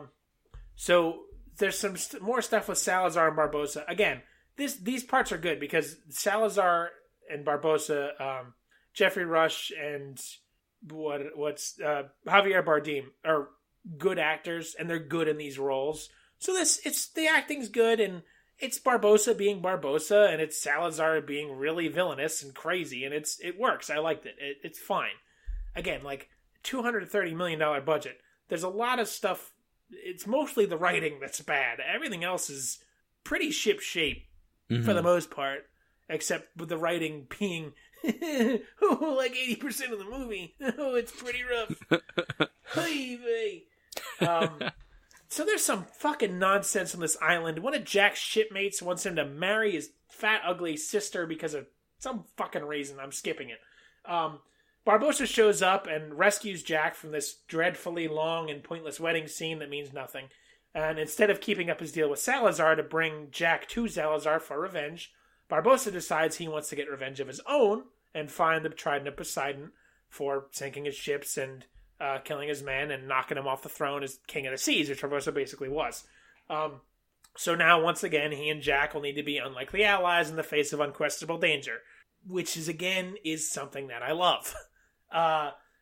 They have like a buddy cop sort of like, they hate each other, but they're also like a good team sort of thing. Mm. And again, I think I've said this before on this show, one of my favorite tropes in anything is the villain becoming the good guy. Like in anything at all. I absolutely love when the villain becomes a good guy. That's probably why I like wrestling so much, because that's basically all wrestling is right, good guys becoming bad guys and bad guys becoming good guys. And also they like touch each other and make out and stuff. But so like Barbossa really like hits me in a spot that I like as a amateur writer and an amateur film critic that I absolutely love. So I give that a lot of pass, and it's fun to see him and Jack interact. So it's fine. Jack says they don't have anything to outrun Salazar with, but Barbossa reminds Jack that he has Blackbeard's sword from the fourth movie. Ignore it. And therefore he can free the Black Pearl from the bottle that Jack has it in. Audience, let me just take a second here and just apologize again that this is so awful. There's so much denseness to explain. And I really tried.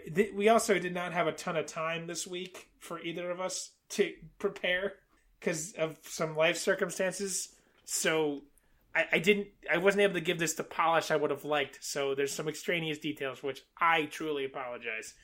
Sometimes you can't polish a turd. You really can't. They tried. That turd was called the Pirates of the Caribbean franchise. Because, so he fucking cuts open this fucking ship in a bottle, and the Black Pearl is like one of the other things. Besides the compass, it's like the other thing in this story that always has significance, because it's not the biggest or the strongest ship, but it is the fastest. The Black Pearl is the fastest ship in the world, which is like how they also solve a lot of their problems. Because there's like other ships that are faster in different types of wind, but the Black Pearl, like, historically can beat any ship in like a ship race, which comes in important for most of their misadventures. Except when it doesn't. Like now. Conveniently. Yeah. It's kind of like, it's basically the pirate ship version of the Millennium Falcon, which the Millennium Falcon's a piece of shit, right, but it's like a really excellent ship underneath that, and that's the same thing with the Black Pearl. And now that Disney owns both, they can be in the same universe. So that's fun. Oh, God. Don't you even talk. They do a Star Wars fucking Pirates crossover. Isaac, how familiar are you with the Kingdom Hearts series of video games? Not at all. Okay, I hate them, personally. No offense. I know a lot of people love them. Kingdom Hearts is a series of video games Disney made a long time ago that still continues now about the Disney characters in basically... you familiar with the Final Fantasy series of video games at all? Very little. Okay. They put Disney characters into sort of a Final Fantasy-esque story. But it's kind of aimed at children, too. So, like, the main character is this fucking douchebaggy kid who uses a key to fight with, and his companions are Donald and Goofy. Oh, my God. Try to wrap your head around that, yeah. And, anyway, like, part of these stories of these games is they go to different worlds, quote-unquote, and they're Disney worlds. So, like, one of your party members can be Beast from Beauty and the Beast, or Jack Skellington from the worst fucking movie ever made, Nightmare Before Christmas. I hate Nightmare Before Christmas. I know I'm the only one on the planet who hates it, but I hate it. You can come at me, it's fine. I'm ready to take you on. No offense, I love you all, but God, I hate that movie. I didn't see that until somewhat recently, actually, and I was disappointed by it. Yeah. I'd always heard it was supposed to be amazing. I liked it, but I think you had to watch it with childlike whimsy to love it forever. Because I saw it when I was old and bitter and thought it was the worst piece of shit. So when you were 11? Well, I was old and bitter at 11, but no, it was like... I think it's one of the movies one of my exes and I got to have sex during when I was like 18. That didn't give it a little bit of a boost? No. There's some stupid Keanu Reeves movie where he's teaching little black kids how to play baseball. And I got laid during it. Yeah. So does that hold a special place in your heart? Yeah, I remember very little about it, but I don't know. One would hope. One would really hope. Whoa. Stop. Keanu's talking. Oh, God. Stop licking my balls. I'm trying to listen to Keanu tell this black kid how to dance. Jesus Christ.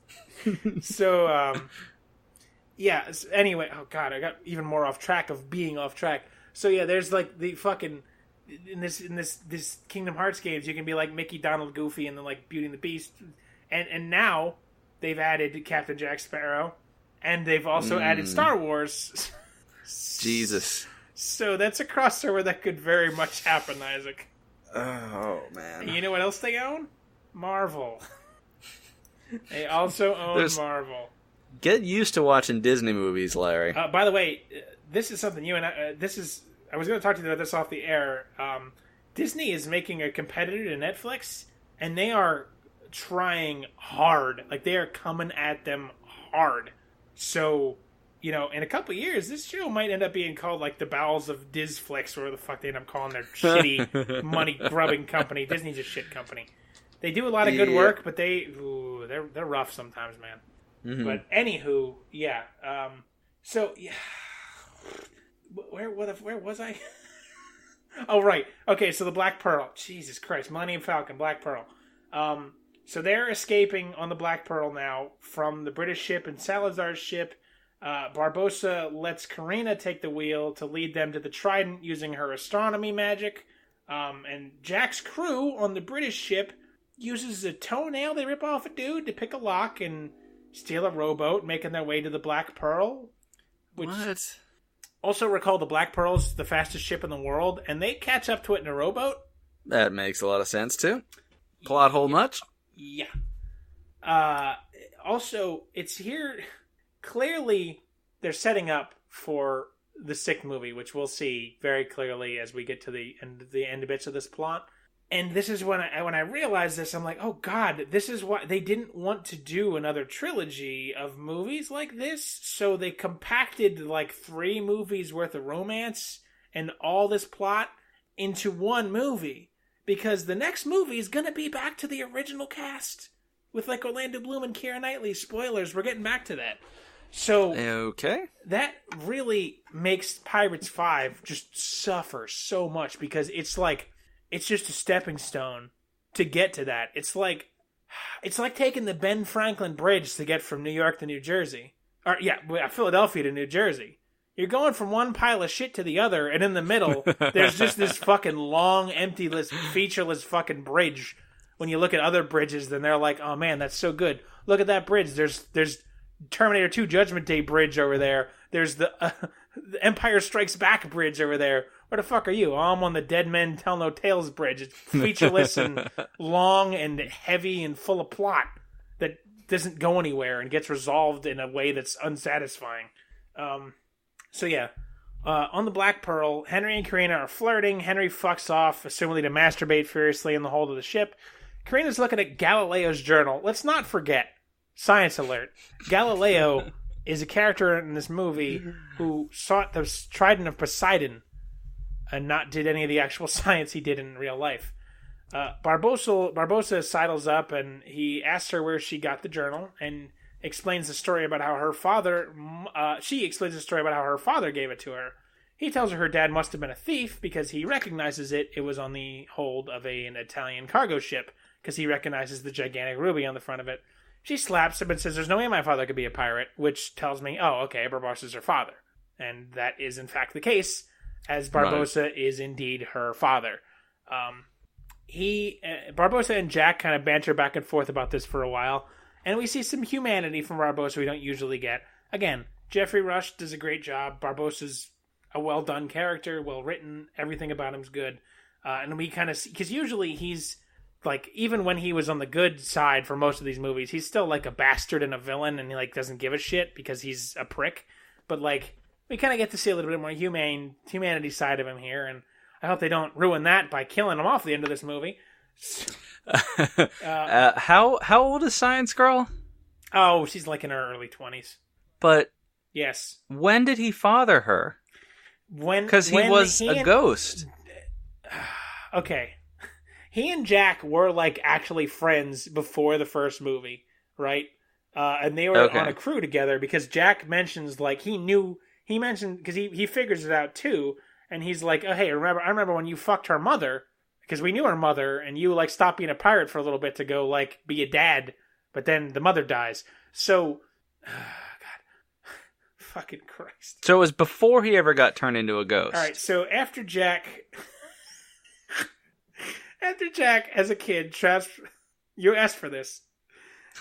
He traps Salazar in the Devil's Triangle. Then he goes on to do the thing with the slaves, like I said, and he sinks his own ship to stop it, to free the slaves and get them out without them getting caught again. And then he makes a deal with Fishman Grim Reaper to raise the ship back up, the Black Pearl, back up from the depths that burned. And that's why it's black, because it's all scorched from him burning it to give the slaves a chance to escape, right? So Barbossa says, you got 10 years to be the captain of this ship, and then your soul is mine, right? So he and Barbossa are fucking around on this ship, and he's captain for like 2 weeks, and then in that time, it's like a year. And in that time, Barbossa fucks Karina, science lady, into this other woman who then promptly dies entirely off screen. And then after that, and Barbossa, like, drops Karina off at an orphanage, and then is like, you know what I gotta do now is gotta go betray my best friend. And he goes onto the ship and does the whole thing where he becomes a ghost, a zombie. So the timeline works, but I think by that heading, I think Barbossa's like 85 years old. And how long was he a zombie, though? 10 years. Because so his daughter would have to be 30 then. Okay, maybe she's 30. I don't know. It's not said, and they're just young people. I don't fucking know. For some reason, this is really bugging me. Yeah, no, it does not make any goddamn sense. Because, like, Jack was supposed to be captain of the Black Pearl for 10 years, but he's only captain for 1, because Barbossa's captain for 9, but he's cursed for those 9 years. And then he's dead for another year, and then... Okay, wait, alright. So that's 10 years. And there's, like, the third movie takes place kind of over a year-ish, so that's 11. And that's when Orlando Bloom's kid is born. He fucks Keira Knightley, and then he comes back 10 years later. So it's been 20 years, at least, since he was a zombie. So 30 years. So yeah, she's like 31, I guess. Okay. It's... I don't know. It's just making me angry. It's really dumb. Why did we do that? Why do I know the lore of this so well? Oh, God, I've made so many mistakes. People, do not become me. Be better than me. This is your father. Don't be me. All right. So yeah, it's actually kind of funny. So Barbossa gives her the journal. He does not know a thing about it. Like, I don't think he can fucking read. He just sees there's a big-ass ruby on it and thinks, oh, she'll sell this and have, like, a pretty good life. But instead she reads it and, like, figures out the plot. So I thought that was kind of clever pirates writing for what this movie was. That's what I was clinging to. So the British ship approaches and is about to attack when the very hungry caterpillar approaches and gobbles up the British ship, making straight for the Pearl. So even though the Black Pearl is the fastest ship in the world... They just forgot about that, and the very hungry caterpillar just shows up and is there. All right. So there's the usual pirates fare. We get some sword fighting, pirate battles. Again, as I said earlier, if you like pirate adventures, it's great stuff. Nothing plot-wise to bring up of note. It's got Disney money behind it, so the CGI is gorgeous. Nothing particularly new and exciting, because they fought ghosts and monsters before. Jack does fight the figurehead of the ship for a little bit, which is kind of cool, but yeah, it's nothing interesting. Salazar has Jack dead to rights when Karina finds the island they need to get to, just randomly, without ever really explaining it, and beaches the ship. So Salazar has to flee with the other pirates because they can't be on land or they just turn to dust. But Salazar captures Henry along the way, and Barbossa says the only way to save him is to get the Trident, because the Trident has the MacGuffin powers of doing whatever the fuck the plot dictates it needs to do. So, the island they're looking for are going to blow right past it. It's just covered in gemstones and shit. They have like a very Zelda-like puzzle to solve. If anyone's played Wind Waker, it's like when you put the orbs in the statues, and that leads the way to the Tower of Hyrule, which leads you into the rule of the Golden Realm underneath the sea. I know too many things about too many things, and I think it's ruining my life. Just so we're aware of that. Yeah, they, like, she puts the fucking ruby into this thing, and it opens up the Tomb of Poseidon, which is basically just a big underwater ravine. Think, like, Moses parting the seas. That's basically what it's like. And they went to let the Jews go into fucking, I don't know, wherever the hell they were going. I'm thinking Manhattan? Heart of the Jungle from Leo the Lion. Greenwich Village? No, it's the gays, isn't it? Where do the Jews in New York live? Everywhere? No. Is it just New York? Oh. Yeah, I don't know if it's a certain town. See, it'd be funny like to say like borough. Brooklyn, but yeah, oh well. So yeah, they part the seas like Moses. And Jack and Karina fall in, and they're at the bottom of this, and where they see the trident off in the distance. Now for the even more stupidest, which is definitely words. Back on the Hungry Caterpillar, Salazar uses some new ghost power to possess Henry, which his first mate warns him, there's no going back if you do this without the trident. Why even bother? Why is this necessary? Just to have him fucking sword fight Jack at the bottom of the sea for like 2 minutes with the added layer of, Jack, you stabbed me, you stabbed the boy, Jack.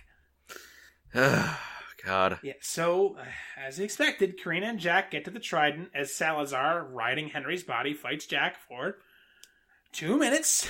The ghost crew is like in the water around them, like hanging out and like occasionally trying to stab him out of it, which is kind of neat. They're fighting over the trident, and Salazar wins and extracts himself from Henry. So what was the fucking point of riding Henry down here? He could have just not been kidnapped, and it just, you know what? Fuck it. They had to fill the plot hole of him not being able to be on land, so I guess that's why. So fuck me, right? For trying to care. Fuck you, Larry Beard, is what they wrote in the script. That's what it says. Fuck you, Larry Beard. So Salazar is torturing Jack with the trident while Karina wakes up Henry, and together, using their boring fucking plot knowledge, they figure out they have to break the trident to break all the curses of the sea. While Jack and Salazar fight, Henry slashes the trident in half, and Salazar and all of his men return to mortality. Their curse is broken. This presents some questions, since most of the ghost pirates are just like disembodied body parts at this point. Like, they're missing heads and arms and legs. One guy is just a hat and a sword. Okay. But now they get all their bodies back. So, because they like that, because they died that way, because the ship explodes in the Devil's Triangle with actual fire and, like, explosions that also killed their fucking torpedo sharks, I guess. But for some reason, that wasn't the curse. That, even though that was regular fucking death, the curse just, when it's gone, just fixes all that too. And they're just regular people again. So, okay. I guess that guy was happy to have his dick back. Whatever. So, the curse is broken. The walls of water begin to close in and reseal the tomb. The Black Pearl sails along the top of the ravine of water, with Barbossa riding the anchor down the side in order to give the heroes, like, a lift out. Jack, Karina, and Henry get on the anchor, fighting off Salazar and his men, who are also trying to hitch a ride. Karina is about to fall, but is saved by Barbossa. She sees that he has the same tattoo on his arm that was on the cover of her journal, and which was the constellation they followed to get here. Apparently, I missed that fucking part because the plot was so fucking dense. She asks who he is to her, and realizing that he's her father, and he admits it. And Salazar's about to grab Karina, so Jack throws Barbossa a sword, and in one final act of redemption, Barbossa jumps from the chain and knocks Salazar into the sea, dying for the franchise once again. Rest in peace, Barbossa. You were 70% of the reason I watched these movies in the first place. Who knows, man? He might be fucking back in the next one. As much as I want him to be back, because I love Jeffrey Rush and I love the character, that I would boo in the theater, loudly. Boo. If I were in a theater to watch this movie, which why the fuck would I be in a theater to watch this movie? So, our 3 surviving heroes are brought up to the Pearl. Everyone holds a moment of respect for Barbossa, even Jack, his erstwhile rival, which I liked it. It was a good moment, and I get teary-eyed for these sorts of things, because as I've said before, I am, like, the world's hugest sap, and, like, I feel things very intensely. So, even in a shitty movie like this, just, like, that little moment of sorrow, it gets me in my heart a little bit, because I have a soft heart, and I mask it under layers of hate and sarcasm, which are also at the center of my heart, too. So I think it's like, I'm kind of like Shrek, because, you know, onions have layers, and at the center of the onion is supposed to be like the good Shreky bits. But I'm kind of like an onion where it's all onion, and then like the fourth or fifth layer in is like this really soft, delicate layer, and the one under that is like this one that cares very deeply about his fellow man and the plight of the world. And then you go under that, and it's just more onion and more hate and shit. I'm weird. That's a strange food. You are. You ever bit into a whole onion? No. I don't think I could. To, but I think I would die. Raw onion by itself is almost never good. Like, raw onion on salad or on a burger or something's fine, I love raw onion in any form, so I think I could do it. I don't know, maybe we'll try it. Maybe it'll be our first video feature. I don't fucking know. Get me out of this goddamn... It does have to be on video when you do it. Oh, yeah, I would not just waste it and do it alone. So, Henry and Karina are in love now, but it was a stupid slapdash romance that's pathetically lame, so I didn't talk about it. Time passes, we see that Henry has returned to the lighthouse where he started this adventure. As he and Karina are kissing, Orlando Bloom, now free of his curse and his gammed up fucking pirate monster shit, just walks to land once again where he embraces his son. And to my actual surprise, after he and his son bond for a minute, Keira Knightley dashes up out of my fondest and naughtiest dreams and astonishingly back into the plot of these movies, which I really did not expect. Where she and Orlando reunite. I admit it was kind of a cool moment, if pretty damn contrived. Again, it's kind of like the Star Wars thing, like seeing Han Solo and Luke Skywalker on screen again after so many years. It's like because that romance was the key point of movies that are 15 years old. Like seeing it sort of happen again. It's like when to quote wrestling, it's like when fucking The Rock comes back and everybody loses their shit. It's kind of just like one of those things like, oh man, that was that thing that I liked, and it's happening again. And then when it stops, you're like, oh, yeah, that means, oh, right, I know what this means. It means shit is coming. A shit storm is on the fucking horizon. On the Black Pearl, Jack watches them in the distance, revolted. We get the ending to the pirate movies that we usually get, where Jack looks off into the horizon with his magic compass, which, again, is another scene that I've always liked, contrived or not. Like I said, I'm a sap. I like adventure. I like adventure-y type of stuff, so... There's a lot, I know I stopped and said a million times this is the part I liked, because there was a lot of parts I liked, because there's a lot of the basic stuff is not, it's hard to fuck up. It's hard to fuck up pirate sword fighting. It's hard to fuck up ships shooting cannons at each other, right. You know? Although in this movie, all that stuff is really bad, and they replaced it all with trying to get as much of the hackneyed plot crammed into the movie as possible, so that we could get to the sixth movie, for which we get a post-credits teaser. Oh, boy. Keira Knightley and Orlando Bloom are in bed, asleep after I would hope would be the greatest and most prolonged fuck session any two humans have ever had in their entire life. When Orlando kind of wakes up because he feels a presence, and we see the shadow of Davy Jones, the former Fishman Grim Reaper, who is apparently back, and he wakes up as if from a bad dream, and goes back to sleep, where we pan down to the floor, and we see that there are wet barnacles on the ground, which were a trademark of Davy Jones walking about. Which means they're going back into the well that worked before, and rehashing that old plot with Keira Knightley and Orlando Bloom and the two awful children. It's a family affair. This movie, it's a lot of the same stuff from Kronk's New Groove, but not as bad, where it's like, with Kronk's New Groove, it was like, oh man, there's this stuff that I really loved, and now it's back, and it sucks. And that makes me sad. But this time around, it was like a little bit easier, because still a lot of the stuff I liked, and it's got a fucking gigantic, bloated budget. It's larger than the Navy's budget, for Christ's sake, I think. And, you know, you can do a lot with that, and they hit a lot of stuff that is hard to fuck up, although this is unquestionably the worst one of these movies. Without a doubt, the worst one of these movies. My best friend, Josh, who we've talked about in this podcast before, put it best. He said, it's an okay movie as far as it goes. Captain Salazar's great. I think Johnny Depp literally called in his acting over the phone. And that is really the best way to describe this movie, is because he just doesn't care anymore. And because he doesn't care, we don't care. And it just... Yeah. It's just like, oh, God, they're still doing these? That's what I thought when I saw they made a fifth one. Was, oh, God, they're still doing these? Yeah, I was surprised, because I don't think I knew about it until I saw it on Netflix, honestly. I knew they made a fourth one. I did not know they made a fifth one until I passed it on Netflix. And I was like, that was my response. Oh, God, they kept making these? They can't be good. I knew the fourth one. I'd heard tale that it was bad before I went and watched them all.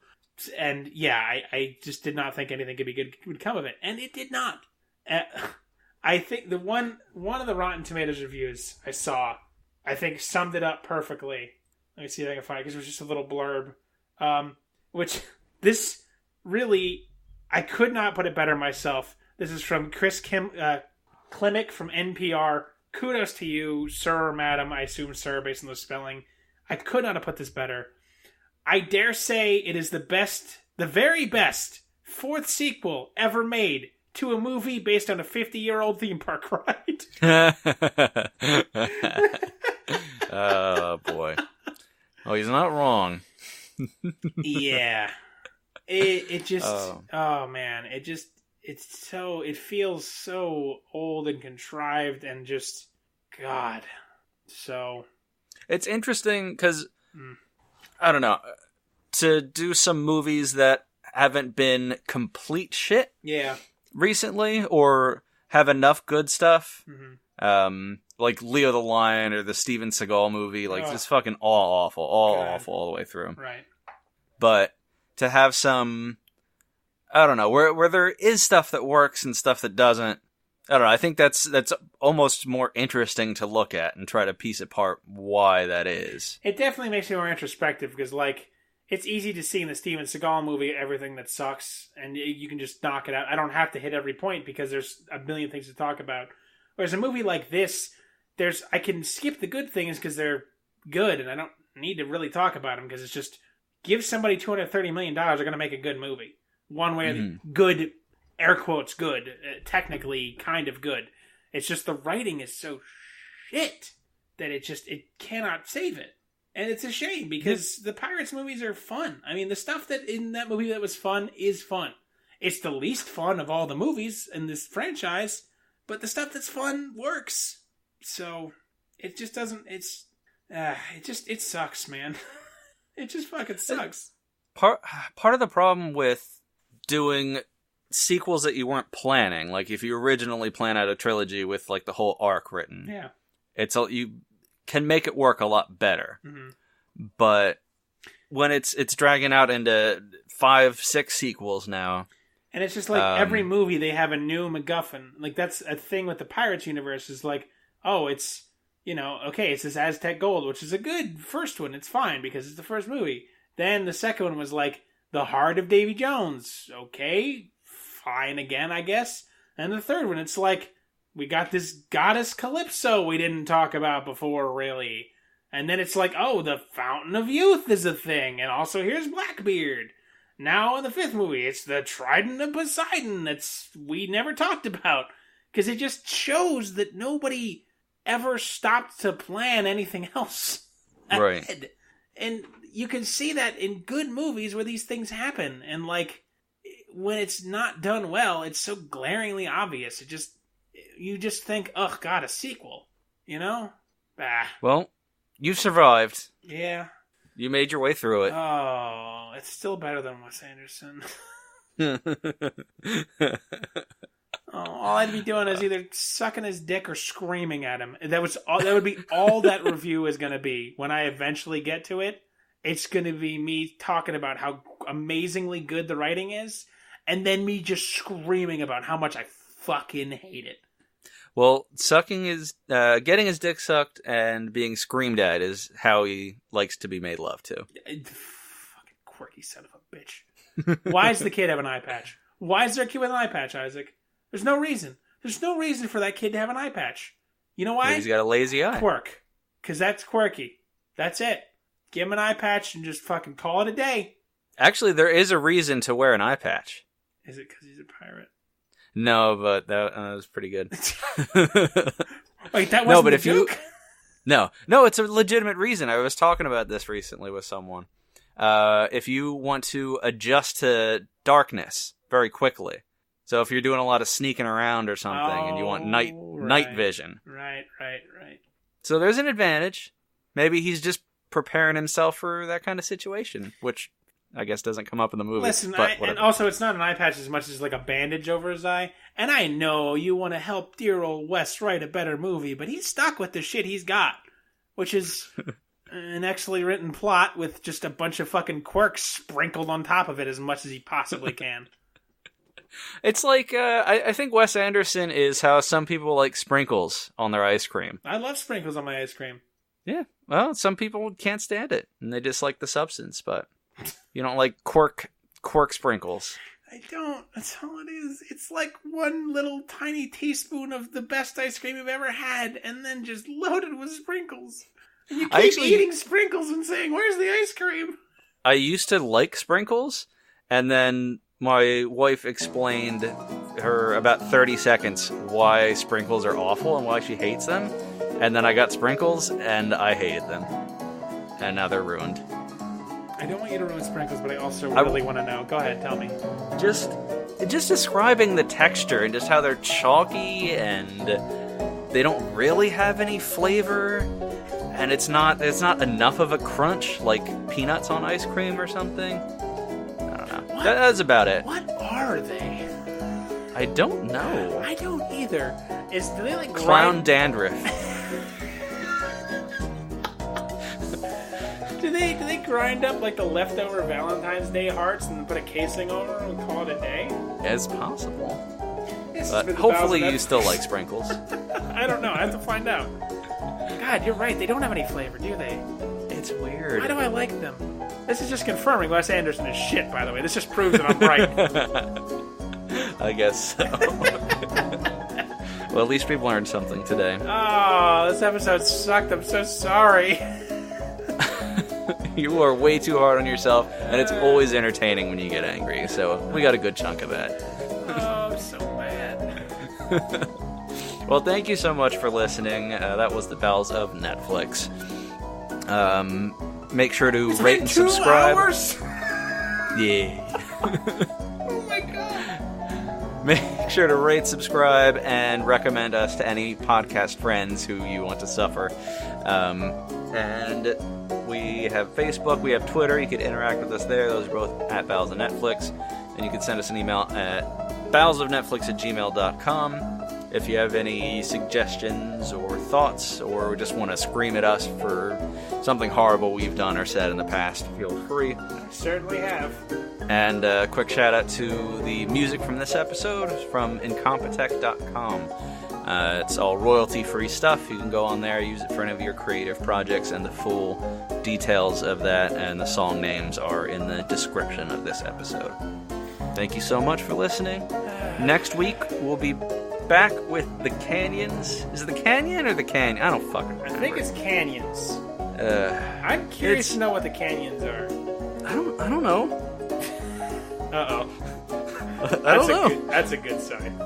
It's fucking tries to be artsy when it's a fucking Kickstarter fucking shit-ass movie. Starring Lindsay Lohan and a rapist who has raped and abused both of my favorite porn stars. Oh, and the guy who made this movie wrote the script for 2 of Scorsese's famous movies, Taxi Driver and Raging Bull. Which, yes, Raging Bull came up again. Raging Bud? I forgot about that, yeah. But somehow he sunk to this incredible low. Oh my god. It's weird, too. And I think I have a game I want to play with you, but there's kind of a spoiler for the end of the movie, but it doesn't really fucking matter. Oh, I'm excited. I'm really excited for this episode. My DM described this to me a while ago, and I've been looking forward to talking about it. I need to digest. Because, anyway, so that'll be next week. Thank you so much for listening. We will see you soon. Smell you later.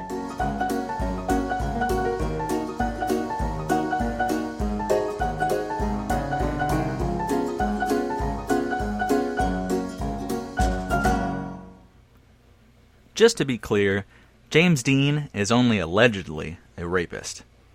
He has not been convicted of any sexual crimes. even though multiple women have made allegations about his sexual misconduct. However, we can say, with absolute certainty, that James Dean is a smug, ass-licking son of a bitch who couldn't act his way out of a goddamn paper bag.